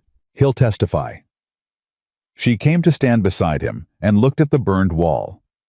In the daylight, it was simultaneously better and worse than it had looked in the dark better, because the structure had survived worse, because the full extent of what had burned was visible.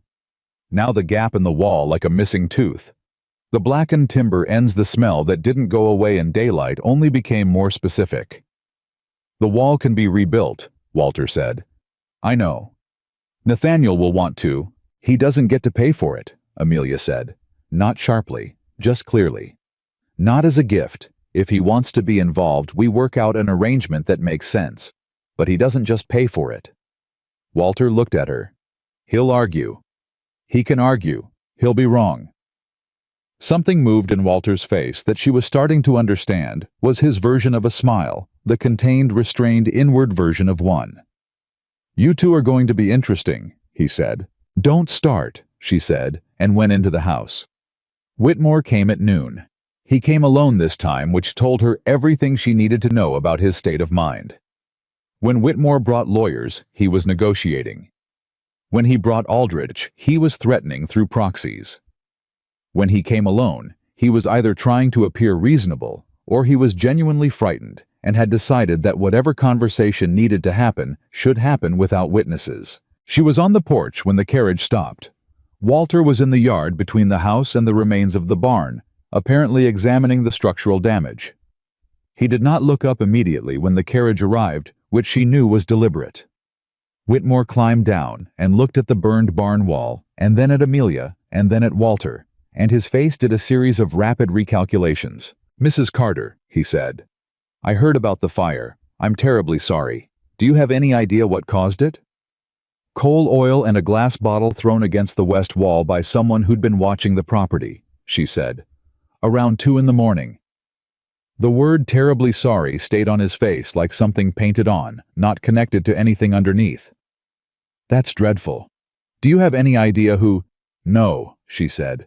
"Not yet. The federal marshal in Pueblo is looking into it. A beat, brief but real. The federal marshal. Yes, my guest's son filed the criminal complaint this morning. She paused. You may have heard Walter Whitaker has been staying here. His son Nathaniel came out from New York. He was here last night when the fire started. Between the three of us, we have a fairly complete account of events for the marshal. She kept her voice entirely pleasant, the way she would speak to anyone who had come to pay a neighborly call. Would you like coffee? It's hot. Whitmore looked at Walter, who had straightened and was now looking at him directly. The look Amelia had first seen on her porch 3 weeks ago, still cold, the look of a man measuring the exact weight of a problem he has already begun solving. I know who you are, Whitmore said to Walter. His voice had changed.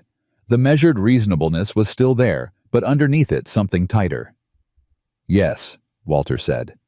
I expect Cross told you. The name landed like a stone in a still pond.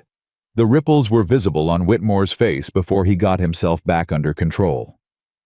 Elias Cross is an investor in a legitimate land development venture, he began. With falsified county records, Amelia said pleasantly.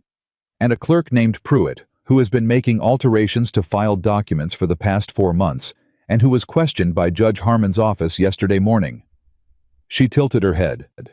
I'm sure you heard about that too. Whitmore looked at her. The smile was gone. Underneath it was the face she had been waiting to see since the first morning he came to her door. The real face, the one that hadn't needed to be anything but what it was, because it had always had power, and power is the only mask some men ever learn to wear. Mrs. Carter, he said in a different voice. Not threatening, that would have been less frightening, simply flat and certain, the voice of a man making an assessment. You have some legal maneuvering in progress, I understand that. But you should be aware that what you're dealing with is considerably larger than a county judge and a complaint about survey notations. There are substantial financial interests at stake that do not respond well to interference. I know, she said. I know exactly how substantial. I've seen the prospectus. He went still. Western Territorial Holdings, she said. Delaware Incorporation, 3 principals. October financing deadline. She looked at him steadily. I know what this valley is worth when the rail spur goes in. I know why my creek access matters specifically. I know all of it, Mr. Whitmore. So when you say there are substantial financial interests that don't respond well to interference, I want you to understand that I am fully aware of the size of the thing I'm interfering with. She let that sit for a moment. And I'm still standing here, she said. Whitmore looked at her for a long moment, then at Walter, then back at her. This isn't finished, he said quietly. No, she agreed. It isn't. But the shape of it has changed considerably since you were last here. She paused. You might want to have that conversation with Cross before you make any more decisions. Tell him Walter Whitaker is involved. Tell him the federal arson case is open. Tell him Judge Harmon has the Denver records and Garrett's notebook, and the testimony of 3 families whose documents were altered. She looked at him with the steady, direct gaze she used for difficult things. And then ask him whether October is still realistic. Whitmore held her gaze for 5 more seconds. Then he turned and got back in his carriage and drove away without another word. Walter came to stand beside her on the porch. They watched the carriage until it disappeared. He'll go to Cross directly, Walter said. I know. Cross will move fast. I know that too. She turned to go back inside. But he's moving from a position that's fracturing and we're moving from one that's getting stronger.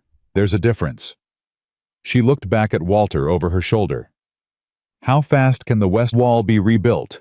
He considered. 2 weeks with the right materials and enough hands. Who do we know who has hands? He almost smiled. The real version this time. I believe Marcus Brevin owes us a conversation. She went inside and started lunch, and Walter came in behind her and set the table without being asked, and outside the half-burned barn stood in the noon light as evidence of exactly what they were up against and exactly what they had survived so far, which were 2 different things that together told the whole story. Nathaniel came back at 4 in the afternoon, and he came back fast. Amelia heard the horse on the road and went to the door and knew from the pace that something had happened, either very good or very bad, because that was the only explanation for that speed on a hot afternoon when any sensible person conserved their horse. He came through the gate still moving, and his face told her immediately good, but complicated. The expression of a man who has won something significant and discovered that the winning has immediately created a new problem.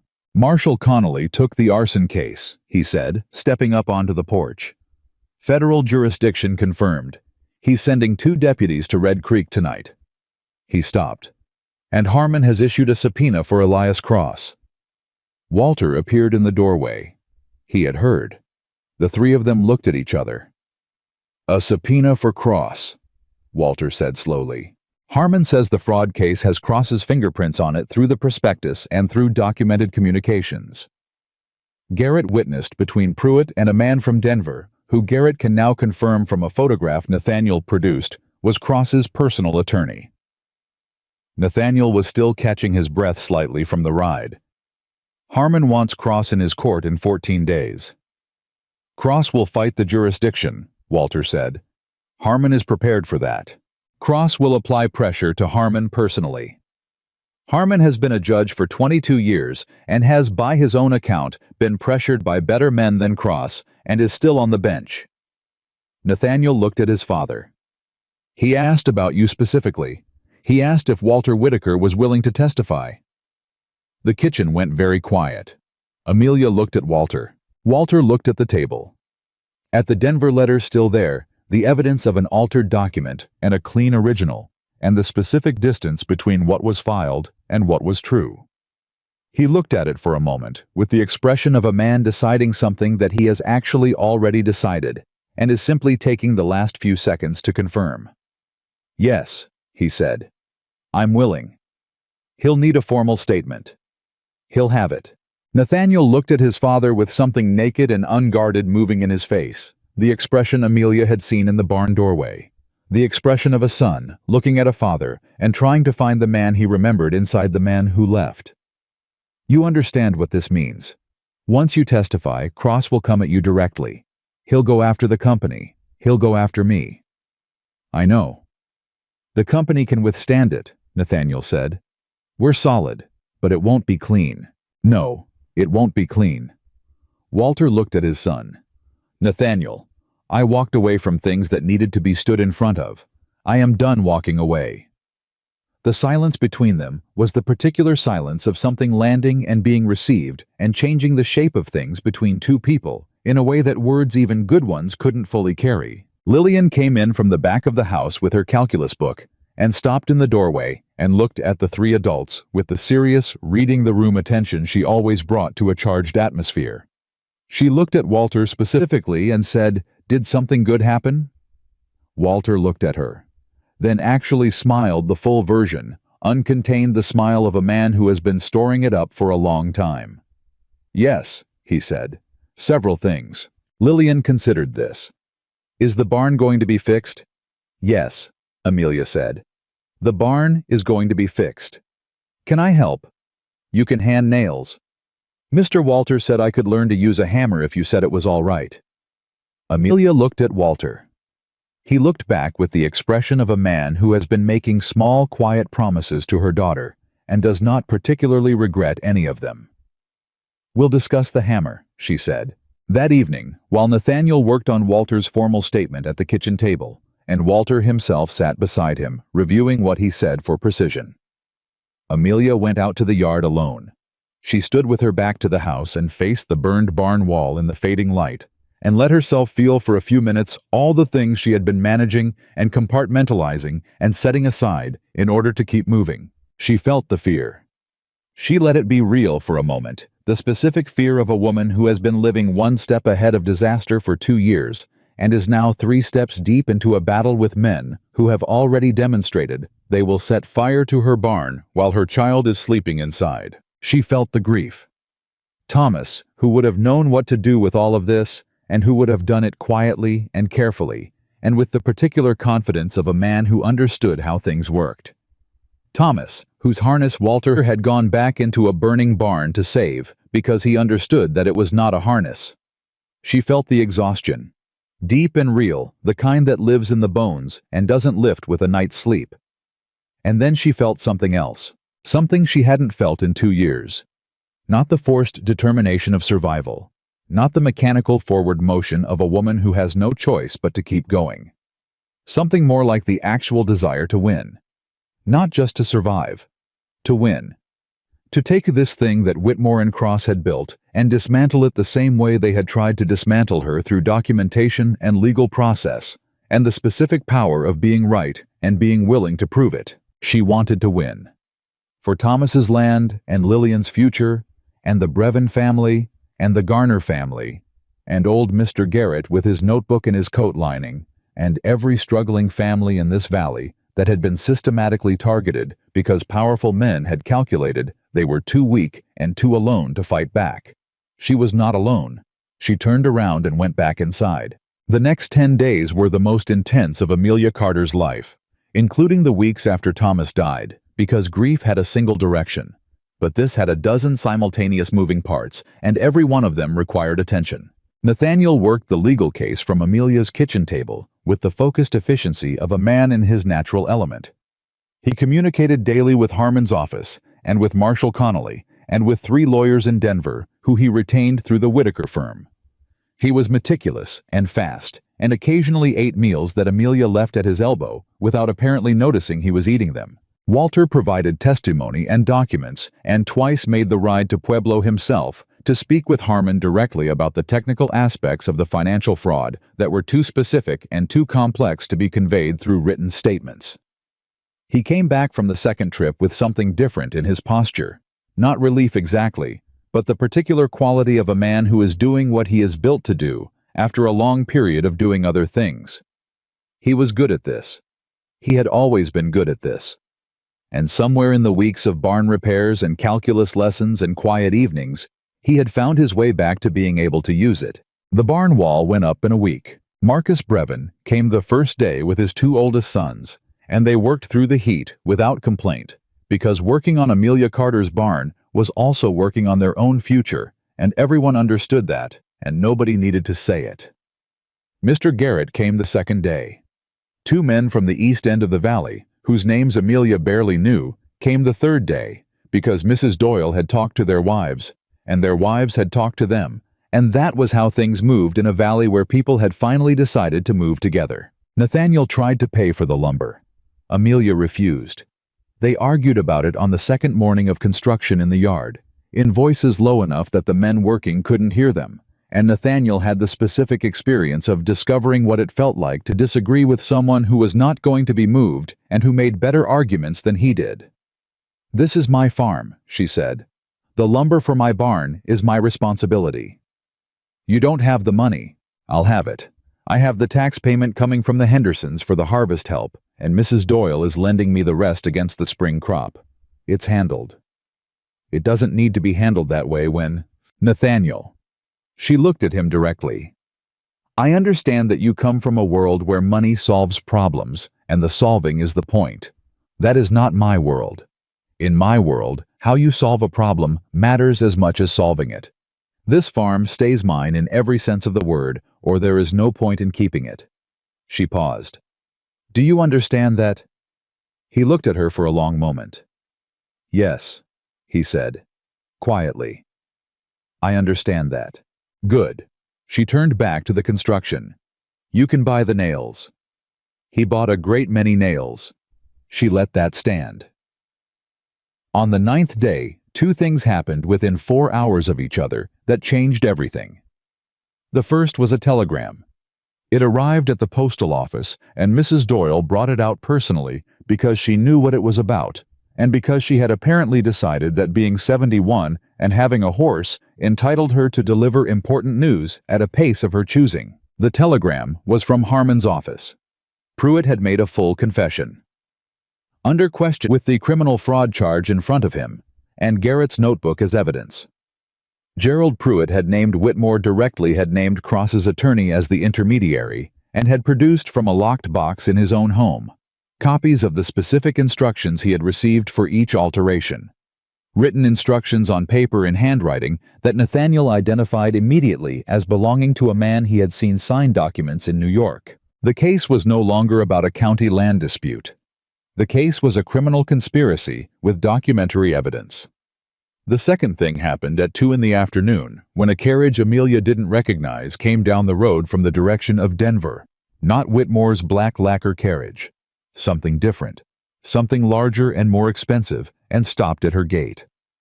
The man who stepped out was not Whitmore. He was older, leaner, with the particular stillness of a man who has spent a long time learning to control the space around him. He looked at the farmhouse, and at the repaired barn, and at the people working in the yard, and then his eyes found Walter, and stopped. Walter saw him at the same moment. He went absolutely still. The man at the gate said clearly enough to carry across the yard, "Hello, Walter." And Walter said in a voice Amelia had never heard from him before, stripped of all the careful management, all the deliberate control, something older and harder, underneath Elias. Elias Cross had come himself. Amelia set down the nail she was holding. Beside her, Marcus Brevin had also gone still, his hammer lowered, watching. The 2 men from the East Valley had stopped working. Everyone in the yard was looking at the gate. Nathaniel came out of the house. He saw Cross and stopped in the doorway, and his face went through several things very fast before it arrived at the same contained cold fury she had seen the morning after the fire. Cross did not look at Nathaniel. He kept his eyes on Walter. "I think we should talk," he said. "Yes," Walter said. He did not move toward him. "We should. Privately." "No," Amelia said. Cross looked at her for the first time. The look of a man encountering something he had previously considered only as an abstraction. The widow with the farm, the obstacle in the land package, and finding it considerably more concrete than expected. "Mrs. Carter," Walter said without looking away from Cross. "This is my conversation to have." "It's my property he's standing on," she said. She walked toward the gate. She was aware of every person in the yard watching her do it. Brevin Garrett's nephews, who had come to help with the roof, Nathaniel frozen in the doorway. She was aware of the weight of the last 4 weeks in her legs and her hands and the back of her neck where the sun hit. She walked to the gate and stopped and looked at Elias Cross from 3 feet away. He was up close, a man who had learned to make his stillness feel like power. It was a particular skill. She had seen it in Whitmore, less refined. In Cross it was polished and old and very practiced. "Mr. Cross," she said, "whatever you came to say to Walter, you can say in front of the people standing in this yard. Because these are the people whose land you've been trying to steal, and they have the right to hear what a man who has built his fortune doing it looks like when he's run out of road." A silence. Cross looked at her, at Walter, at Nathaniel in the doorway, at the burned west wall of the barn, repaired now, but still carrying the discoloration of the fire visible if you knew what you were looking at. And then, and it was the thing she had not expected, the thing that told her more than anything else that had happened exactly where they stood. He looked back at her, and something in his face changed. Not defeat. Not quite. Something before defeat. The expression of a man doing precise mental arithmetic and arriving at a number he doesn't like. "The subpoena," he said. 14 days, she said. "Judge Harmon." "I have lawyers. So does Nathaniel. Better ones, I'd wager." She held his gaze. "And we have Pruitt's written confession, and the original Denver records, and Garrett's notebook, and the federal arson case, and the testimony of 4 families in this valley." She paused. "What do you have, Mr. Cross?" The silence this time was the longest one of the whole fight. Behind her she could hear Brevin shift his weight. She could hear someone in the yard let out a breath very slowly. Cross looked at Walter. "Is this what you've built here?" he said. Something in his tone that was not quite a question. "No," Walter said. He stepped forward until he was standing beside Amelia, close enough that she could feel the steadiness of him. "This is what she built. I just had the sense to help when she let me." Cross looked between them, did his arithmetic one more time, came to his number.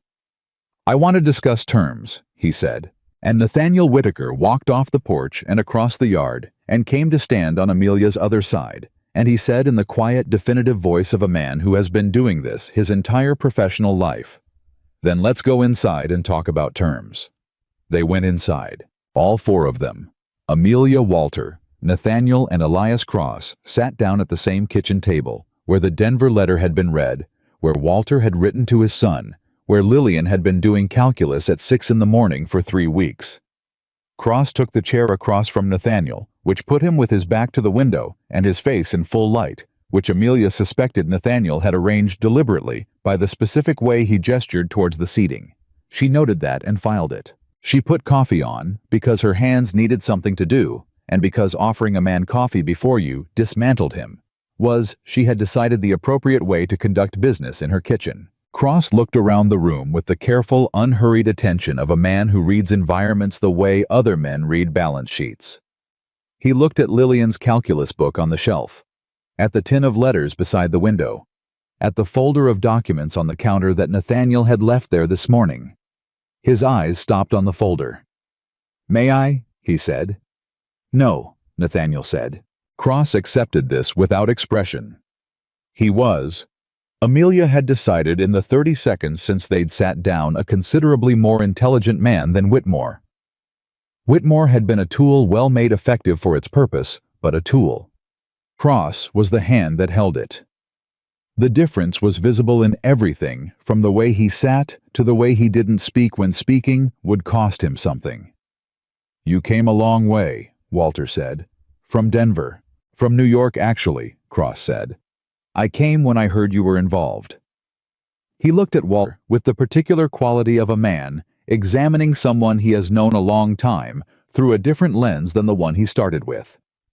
"I wasn't expecting you in Colorado. I wasn't expecting to be here." "And yet?" Cross looked around the kitchen again. "Here you are." "Here I am." A silence. The two men looking at each other across 30 years of history, the business done together, and the business refused the 1882 transaction and the 1884 dispute, and everything accumulated between two men who had moved in the same circles long enough to know exactly who the other one was. "What do you want, Elias?" Walter said, quietly, without heat. Cross set his hands on the table. "I want to understand the shape of what I'm facing before I decide how to respond to it." He looked at Nathaniel. "The subpoena is a problem." "Yes," Nathaniel said. "It is. Harmon doesn't have jurisdiction over my New York operations. Harmon has jurisdiction over the Colorado operations that your New York attorney directed through a county clerk who has now given a full written confession." Nathaniel's voice was the voice Amelia had heard him use with Whitmore's lawyer, measured precise, every word placed with the care of someone who understands that in legal conversations, precision is everything. "The confession names your attorney. Your attorney's instructions are documented. The connection to Western Territorial Holdings is documented through the prospectus, which I have a copy of, and through 3 financial transactions that moved through a Denver intermediary, whose records Harmon has already subpoenaed." Cross was quiet. "You have 14 days to appear," Nathaniel continued. "You can fight the jurisdiction. Your lawyers will probably buy you another 30 days with that argument. Harmon will win the jurisdictional question because the crimes were committed in Colorado by people acting on your instructions in Colorado, and federal precedent on that point is unambiguous." He paused. "Or you can discuss terms now this afternoon, and we can arrive at an arrangement that addresses the damage done to the people in this valley without a public trial that will be considerably more damaging to Western Territorial Holdings and its Eastern financing than any settlement could be." Cross looked at him for a long moment. The look of a man who has spent 40 years in rooms like this one on both sides of the table and is now taking the precise measure of the person across from him. "You're good," he said. "Not as a compliment exactly, as an assessment." "Yes," Nathaniel said. "I am." Cross looked at Walter. "You taught him." "No," Walter said. "I was too busy building the company to teach him much of anything. He taught himself." A beat. "That's one of the things I'm here to account for." Something moved in Cross's face. Not quite surprise, the surprise was too well managed.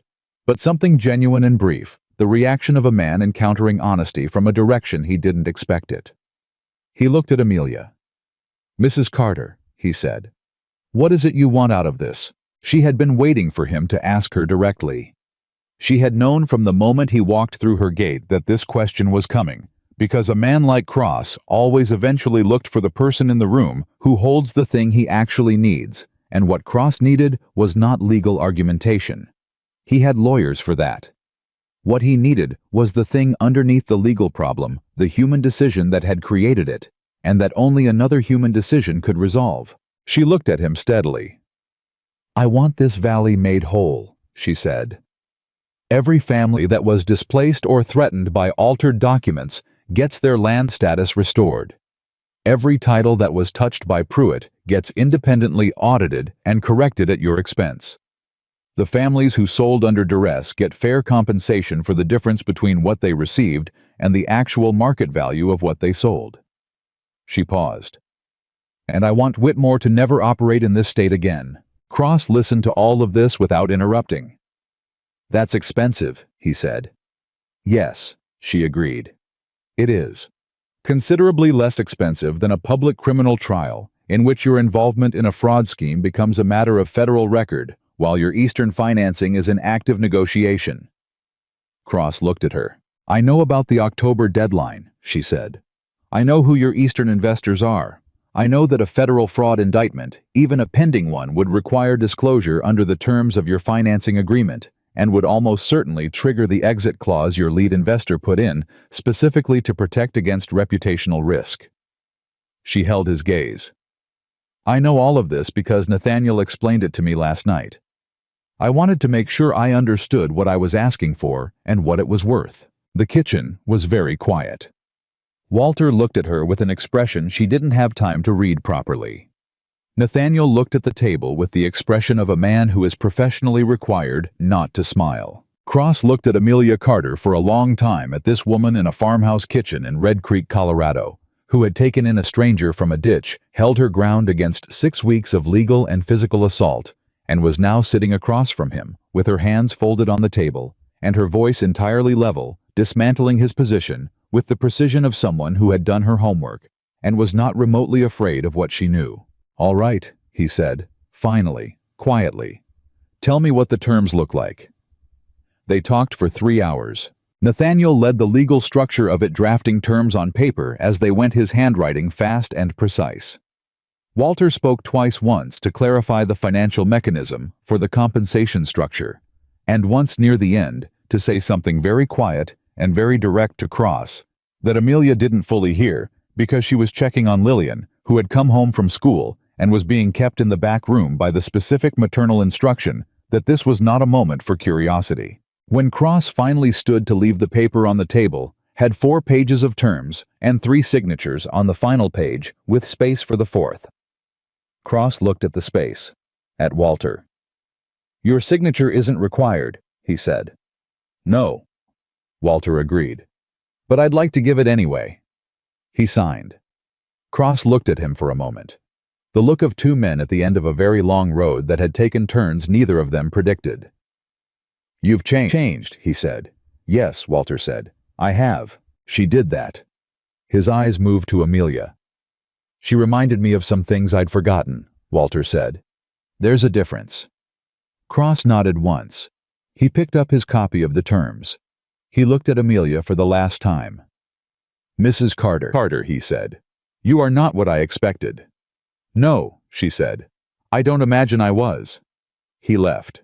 The carriage went down the road and turned north and disappeared, and Amelia stood on the porch and watched it go, and let herself breathe in a way she hadn't breathed since she'd heard the glass break against the barn wall in the middle of the night. Nathaniel came to stand beside her. "He'll honor it," he said. "Cross is many things, but he honors signed agreements.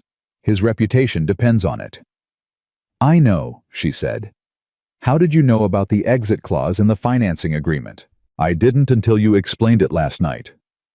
"I explained the general structure last night. I didn't mention the exit clause specifically." She looked at him. "I guessed. From the general structure. It seemed like the kind of thing a cautious lead investor would put in." Nathaniel stared at her for a moment. "You guessed." "I made an educated inference. And if you'd been wrong—" "I wasn't." I was quiet for a moment. "No," he said. "You weren't." He looked at the road where Cross's carriage had been. "My father was right about you." What did he say? A pause. He said you were the most practically intelligent person he'd encountered in 20 years of dealing with practically intelligent people, and that the difference between you and most of them was that you used it for something worth using it for. He paused. He said it on the second day, in the barn, while he was explaining the bracing modification. She looked at the road, said nothing for a moment. He talked about me on the second day. He talked about you constantly, Mrs. Carter.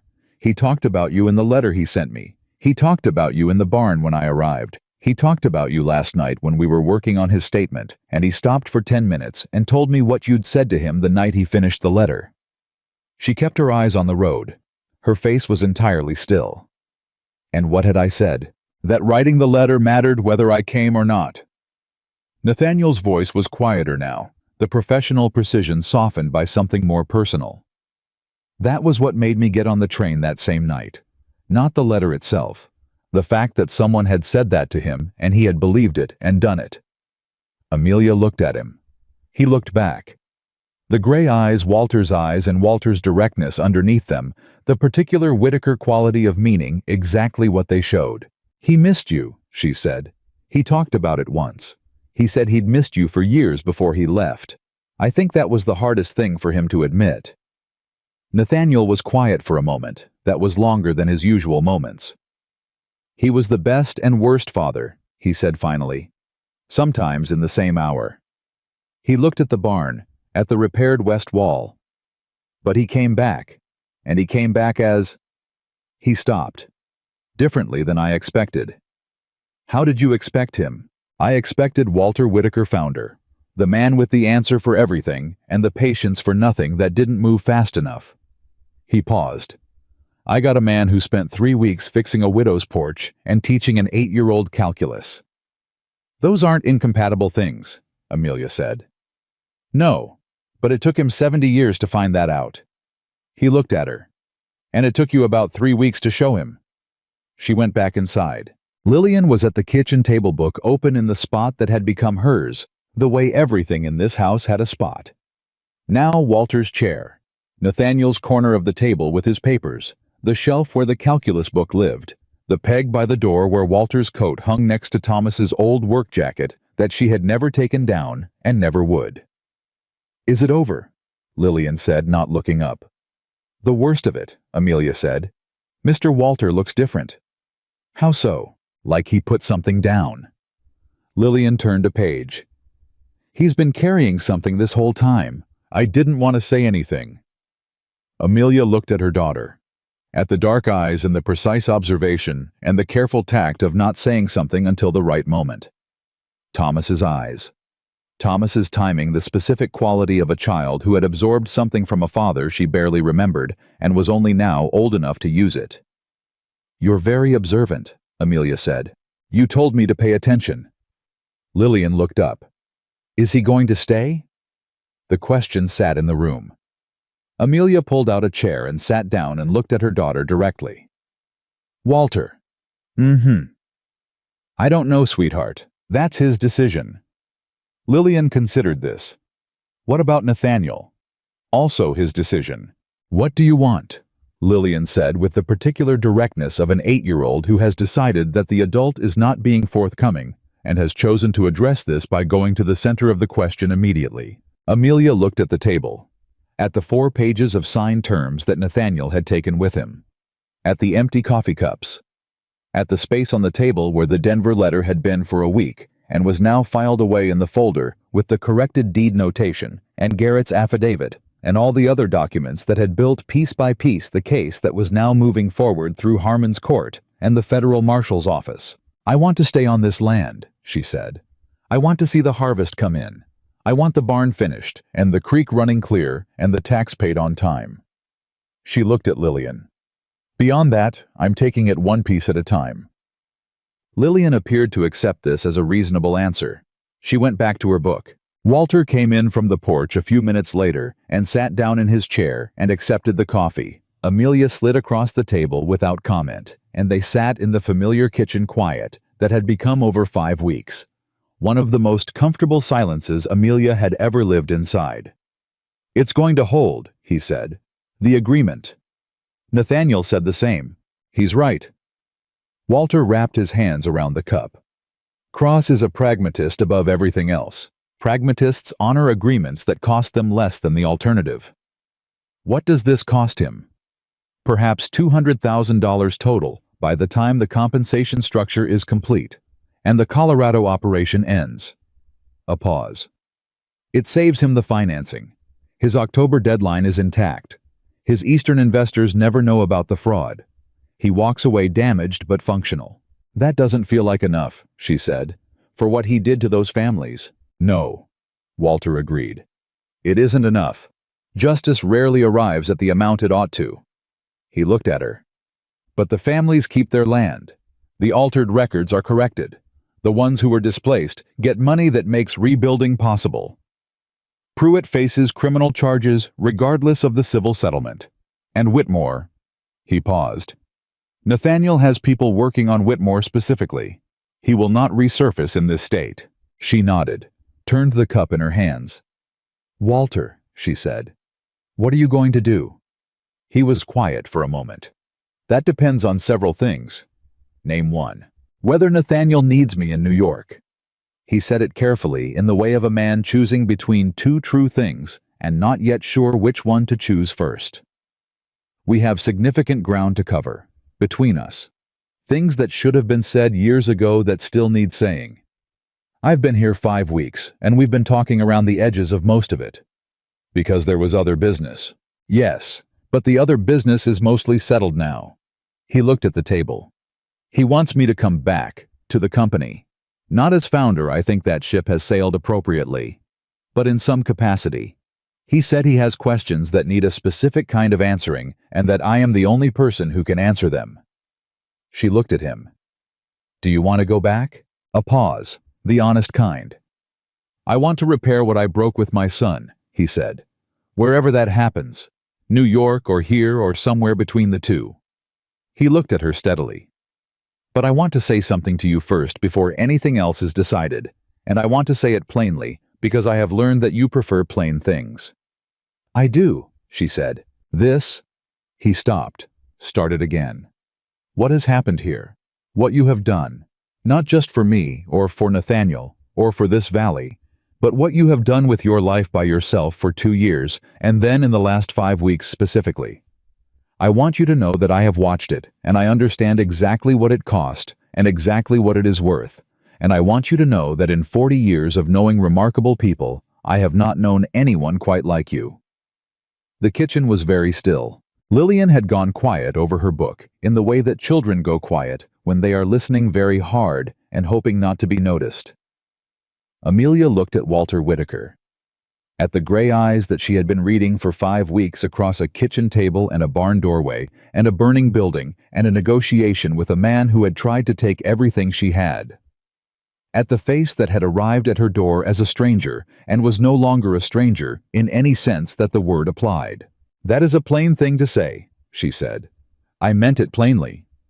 She was quiet for a moment. Walter, I am 31 years old, and I have a farm and a daughter and a tax payment that I still need to meet in 26 days, and a burned barn wall that is rebuilt, but still smells like smoke when the wind comes from the west. She looked at him. My life is here. It is specific, and it is mine, and I am not done building it. I know, he said. Whatever comes next, she said. Comes next after the harvest, he said, and after the tax. And after the barn is fully finished, and the creek access is legally restored in the corrected filings. He said it with a certainty that was not pressure, but simply the certainty of a man who understands timelines and respects them. I'm not going anywhere before any of that is done. She looked at him. You fixed my porch step on the 4th day. Yes. You didn't ask permission. No, the step needed fixing. She almost smiled. The north fence needs attention. I noticed. The irrigation channel on the east side has a section that's been slow since June. I can look at it tomorrow. She looked at him steadily for another moment. Then she nodded the single decisive nod that meant in her particular language that a thing had been said and received and understood and did not require further discussion at this time. She stood up and put her cup in the basin and went to the back of the house to check on the laundry she'd left this morning, in the practical efficiency of a woman who does not let emotional conversations prevent the work from being done. Behind her she heard Lillian say, "I knew it," and Walter say, "What did you know?" and Lillian say that she liked you. She made the good bread on day 4. She only makes the good bread for people she actually likes. Amelia in the back room looked at the ceiling for a moment. Then she went back to the laundry. 3 weeks later, Judge Harmon's court ruled on the fraud case. The ruling came on a Tuesday morning in September, 2 weeks before the tax deadline. Nathaniel was in Pueblo for it, standing in the courtroom with 3 lawyers and the full weight of the Whitaker name and 40 pages of documented evidence. He sent a telegram that afternoon, which Mrs. Doyle brought out herself for the second time, riding at her comfortable pace with the telegram in her coat pocket, and the particular satisfaction of a woman delivering good news. The ruling was complete. Every altered filing in Red Creek County was declared void and subject to mandatory correction. Pruitt pled guilty to fraud and document falsification and was sentenced to 18 months in the Pueblo County Jail. The civil terms of the cross agreement were incorporated into the court order, which meant they were legally enforceable rather than dependent on Cross's word. Nathaniel had worked that particular piece of architecture into the settlement deliberately and had not mentioned it to Cross until after he signed, which was, Amelia thought, exactly the kind of thing a man learned to do when he had taught himself everything he knew. The compensation payments to displaced families were ordered to be complete within 60 days. The restriction on Amelia's creek access was officially lifted, corrected in the county record, and stamped with the judge's seal. She was standing at the fence when Mrs. Doyle read her the telegram. Walter was beside her. Lillian was on the fence rail with her calculus book balanced on her knee because she had discovered that she could read and listen to things simultaneously and had been exercising this skill with increasing boldness. When Mrs. Doyle finished reading, she folded the telegram and handed it to Amelia and said, "Well, I suppose that's that." "I suppose it is," Amelia said.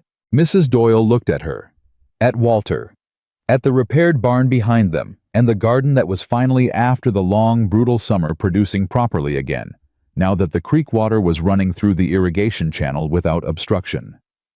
"I've been in this valley for 40 years, she said. "I have never seen anyone fight the way you fought." "We all fought," Amelia said. "Garrett, the Brevins. You went to 6 families in one morning." "I drove a horse," Mrs. Doyle said. "You built the case." She looked at Walter. "Both of you." She clicked to her own horse and started back down the road with the air of a woman who has said what needed saying and has other things to attend to. The tax payment was made 11 days before the deadline. The money came from 4 sources: the Henderson harvest payment, Mrs. Doyle's loan, a portion of the wage. Amelia had earned helping with the Brevin harvest when Marcus Brevin had insisted on paying her properly, and she had for once accepted, and $60 that appeared on her kitchen table one morning in an envelope with no note. She looked at it. She looked at Walter, who was reading at the other end of the table, with the studied neutrality of a man who is not going to claim ownership of $60 and cannot be compelled to. She looked at Nathaniel, who had come back from Pueblo and was staying in the sewing room now, while Walter had moved to the loft above the repaired barn, which he had claimed was more comfortable than it had any right to be. "This appeared," she said, holding up the envelope. Said Walter, turning a page. "It's exactly $60, she said. "Convenient," said Nathaniel, not looking up from his papers. She put the $60 in the envelope, and the envelope on top of the amount she already had, and she paid the tax on the appointed day, and she walked out of the county clerk's office, the same office where Pruitt's replacement was already beginning the tedious work of auditing every filing that had been touched with the receipt in her hand, and she stood on the step in the September sun and breathed the specific air of a woman who has just paid what she owed with what she earned, and does not owe anyone anything she didn't choose to owe. It felt, she thought, like standing on solid ground. Not because the ground had changed, because she had finally stopped bracing for it to give way. Nathaniel stayed for another 2 weeks. He worked from the kitchen table in the morning's telegraph messages and letters and documents that traveled back and forth to New York by the fastest mail available, and in the afternoons he walked the property with Walter and asked questions that had nothing to do with legal matters. Questions about the irrigation system and the crop rotation Thomas had used, and why the East Field had underperformed in dry years, and whether the creek access could support expansion in a wet year. Amelia listened to these questions and understood gradually that they were not idle curiosity. She understood what they were building toward, but she let them build toward it at their own pace, because she had learned that the Whitaker men arrived at important things in their own time, and pushing did not make them arrive faster, only more guardedly. On the last night before Nathaniel left for New York, he sat across from her after Walter had gone to the barn, and Lillian was in bed and said, "I'd like to make a proposition." "All right," she said. "The farm's water rights," he said. "When the rail spur goes in, and it will go in, the geography is too good for it, not to the water rights. In this valley will be among the most valuable in western Colorado. Your creek access is the best water access in the valley. Cross wanted it. The next person who comes along will want it too." "I know," she said. "What I'd like to propose," Nathaniel said carefully, "is a legal arrangement that protects those rights permanently. A trust structure established now that puts the water rights beyond the reach of any future purchaser or legal challenge. You maintain full ownership and full use. The trust simply prevents any involuntary transfer sale under duress, legal seizure, anything of that nature." He paused. "It would take 3 weeks to set up properly. I'd do it at no cost. The Whitaker firm has done this kind of work dozens of times." She looked at him. "Why?" "Because the next Whitmore will come," he said simply. "Maybe not for years, maybe not for a decade, but someone will. And when they do, I want you to have something they can't touch no matter what they do or what legal arguments they construct." She was quiet for a moment. "This isn't about the $60. A brief pause. "I have no idea what you're referring to." "Nathaniel." He looked at the table, then back at her. "No," he said. "This isn't about the $60. This is about the fact that you kept my father alive when he was dying on a road, and you kept him whole when he was disappearing into whatever he was trying to disappear into, and what he is now." He stopped. "What he is now is someone who looks at me the way fathers are supposed to look at their sons. And I did not have that 3 months ago, and I am not able to put a value on it, and I would like to do something concrete that has a function." She looked at him for a long moment. "Set up the trust," she said. He nodded. "I'll have the papers ready before I go." "And Nathaniel." She waited until he looked at her.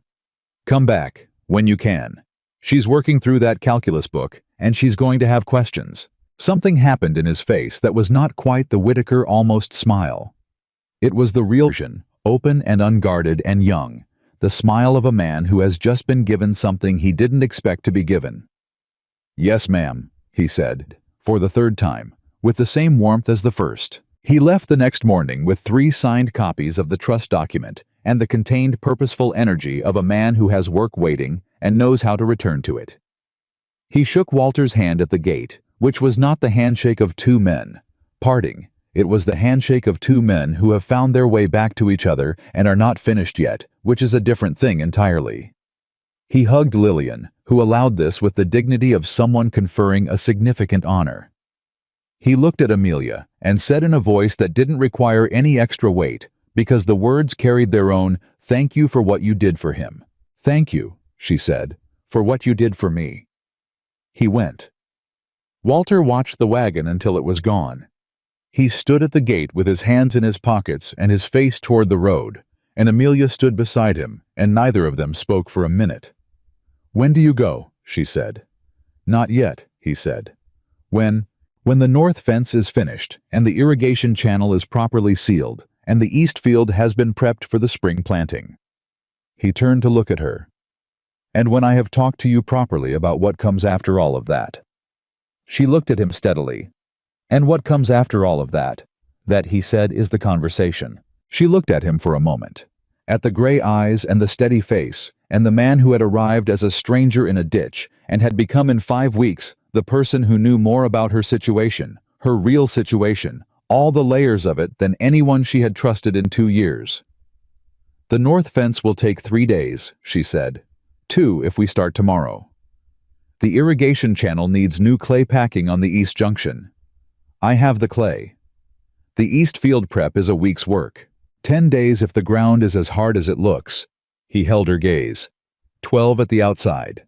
That's 2 weeks. Yes, he said. It is. She nodded, turned toward the house. Then we'd better start tomorrow, she said over her shoulder. Behind her, she heard him follow.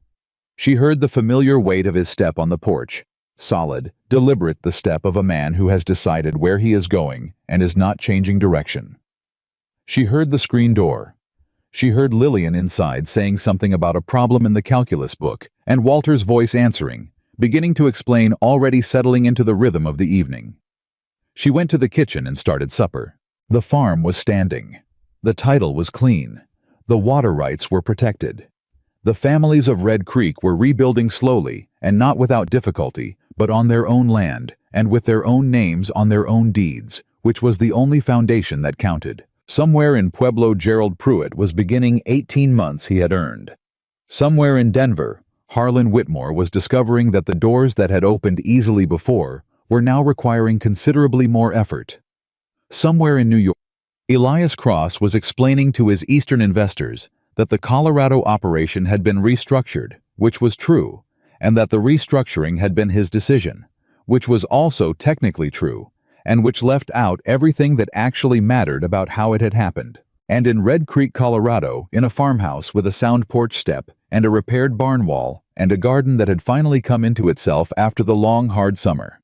Amelia Carter made supper, while Walter Whitaker explained calculus to her daughter, and the September light came through the window at the angle. It always came at this time of year. The angle, Thomas had once said, was the best light of the whole day, warm and low and honest. The kind of light that showed everything exactly as it was. She had $8 when this began. She had carried $63 of impossibility and 39 days of shrinking time and the weight of 2 years of survival entirely alone. She had driven past reasons to give up and refused each of them.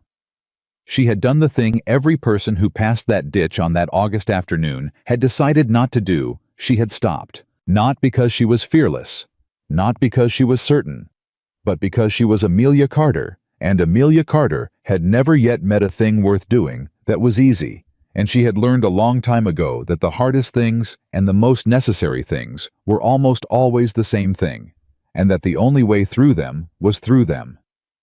She had stopped for a stranger in a ditch, and the stranger had turned out to be a man who changed everything, not by arriving with money or power or rescue, but by sitting across from her at a kitchen table night after night, and helping her see that the ground she was standing on was worth exactly the fight she was giving it.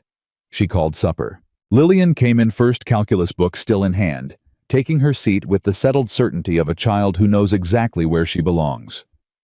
Walter came in behind her and sat in his chair and accepted the plate she set in front of him with the particular quality of a man receiving something he does not take lightly, even when it is simply supper, even when it is simply a Tuesday evening in September, because some men, when they have lost the habit of ordinary grace, come back to it with a gratitude so complete it makes every ordinary moment feel like the extraordinary thing it actually is. Amelia sat down.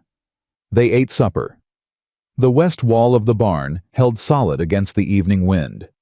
The creek ran clean through the irrigated channel, doing what water does, moving forward, finding the level, making possible the things that could not happen without it. And Amelia Carter, who had survived 2 years alone and 5 weeks of fire and was not done surviving yet, looked at the people at her table and felt the particular weight of a life that was hers fully and completely and irreversibly hers, and knew with the stubborn, unverifiable certainty she reserved for the things that mattered most that this was not an ending at all. It was the first evening of everything that came next,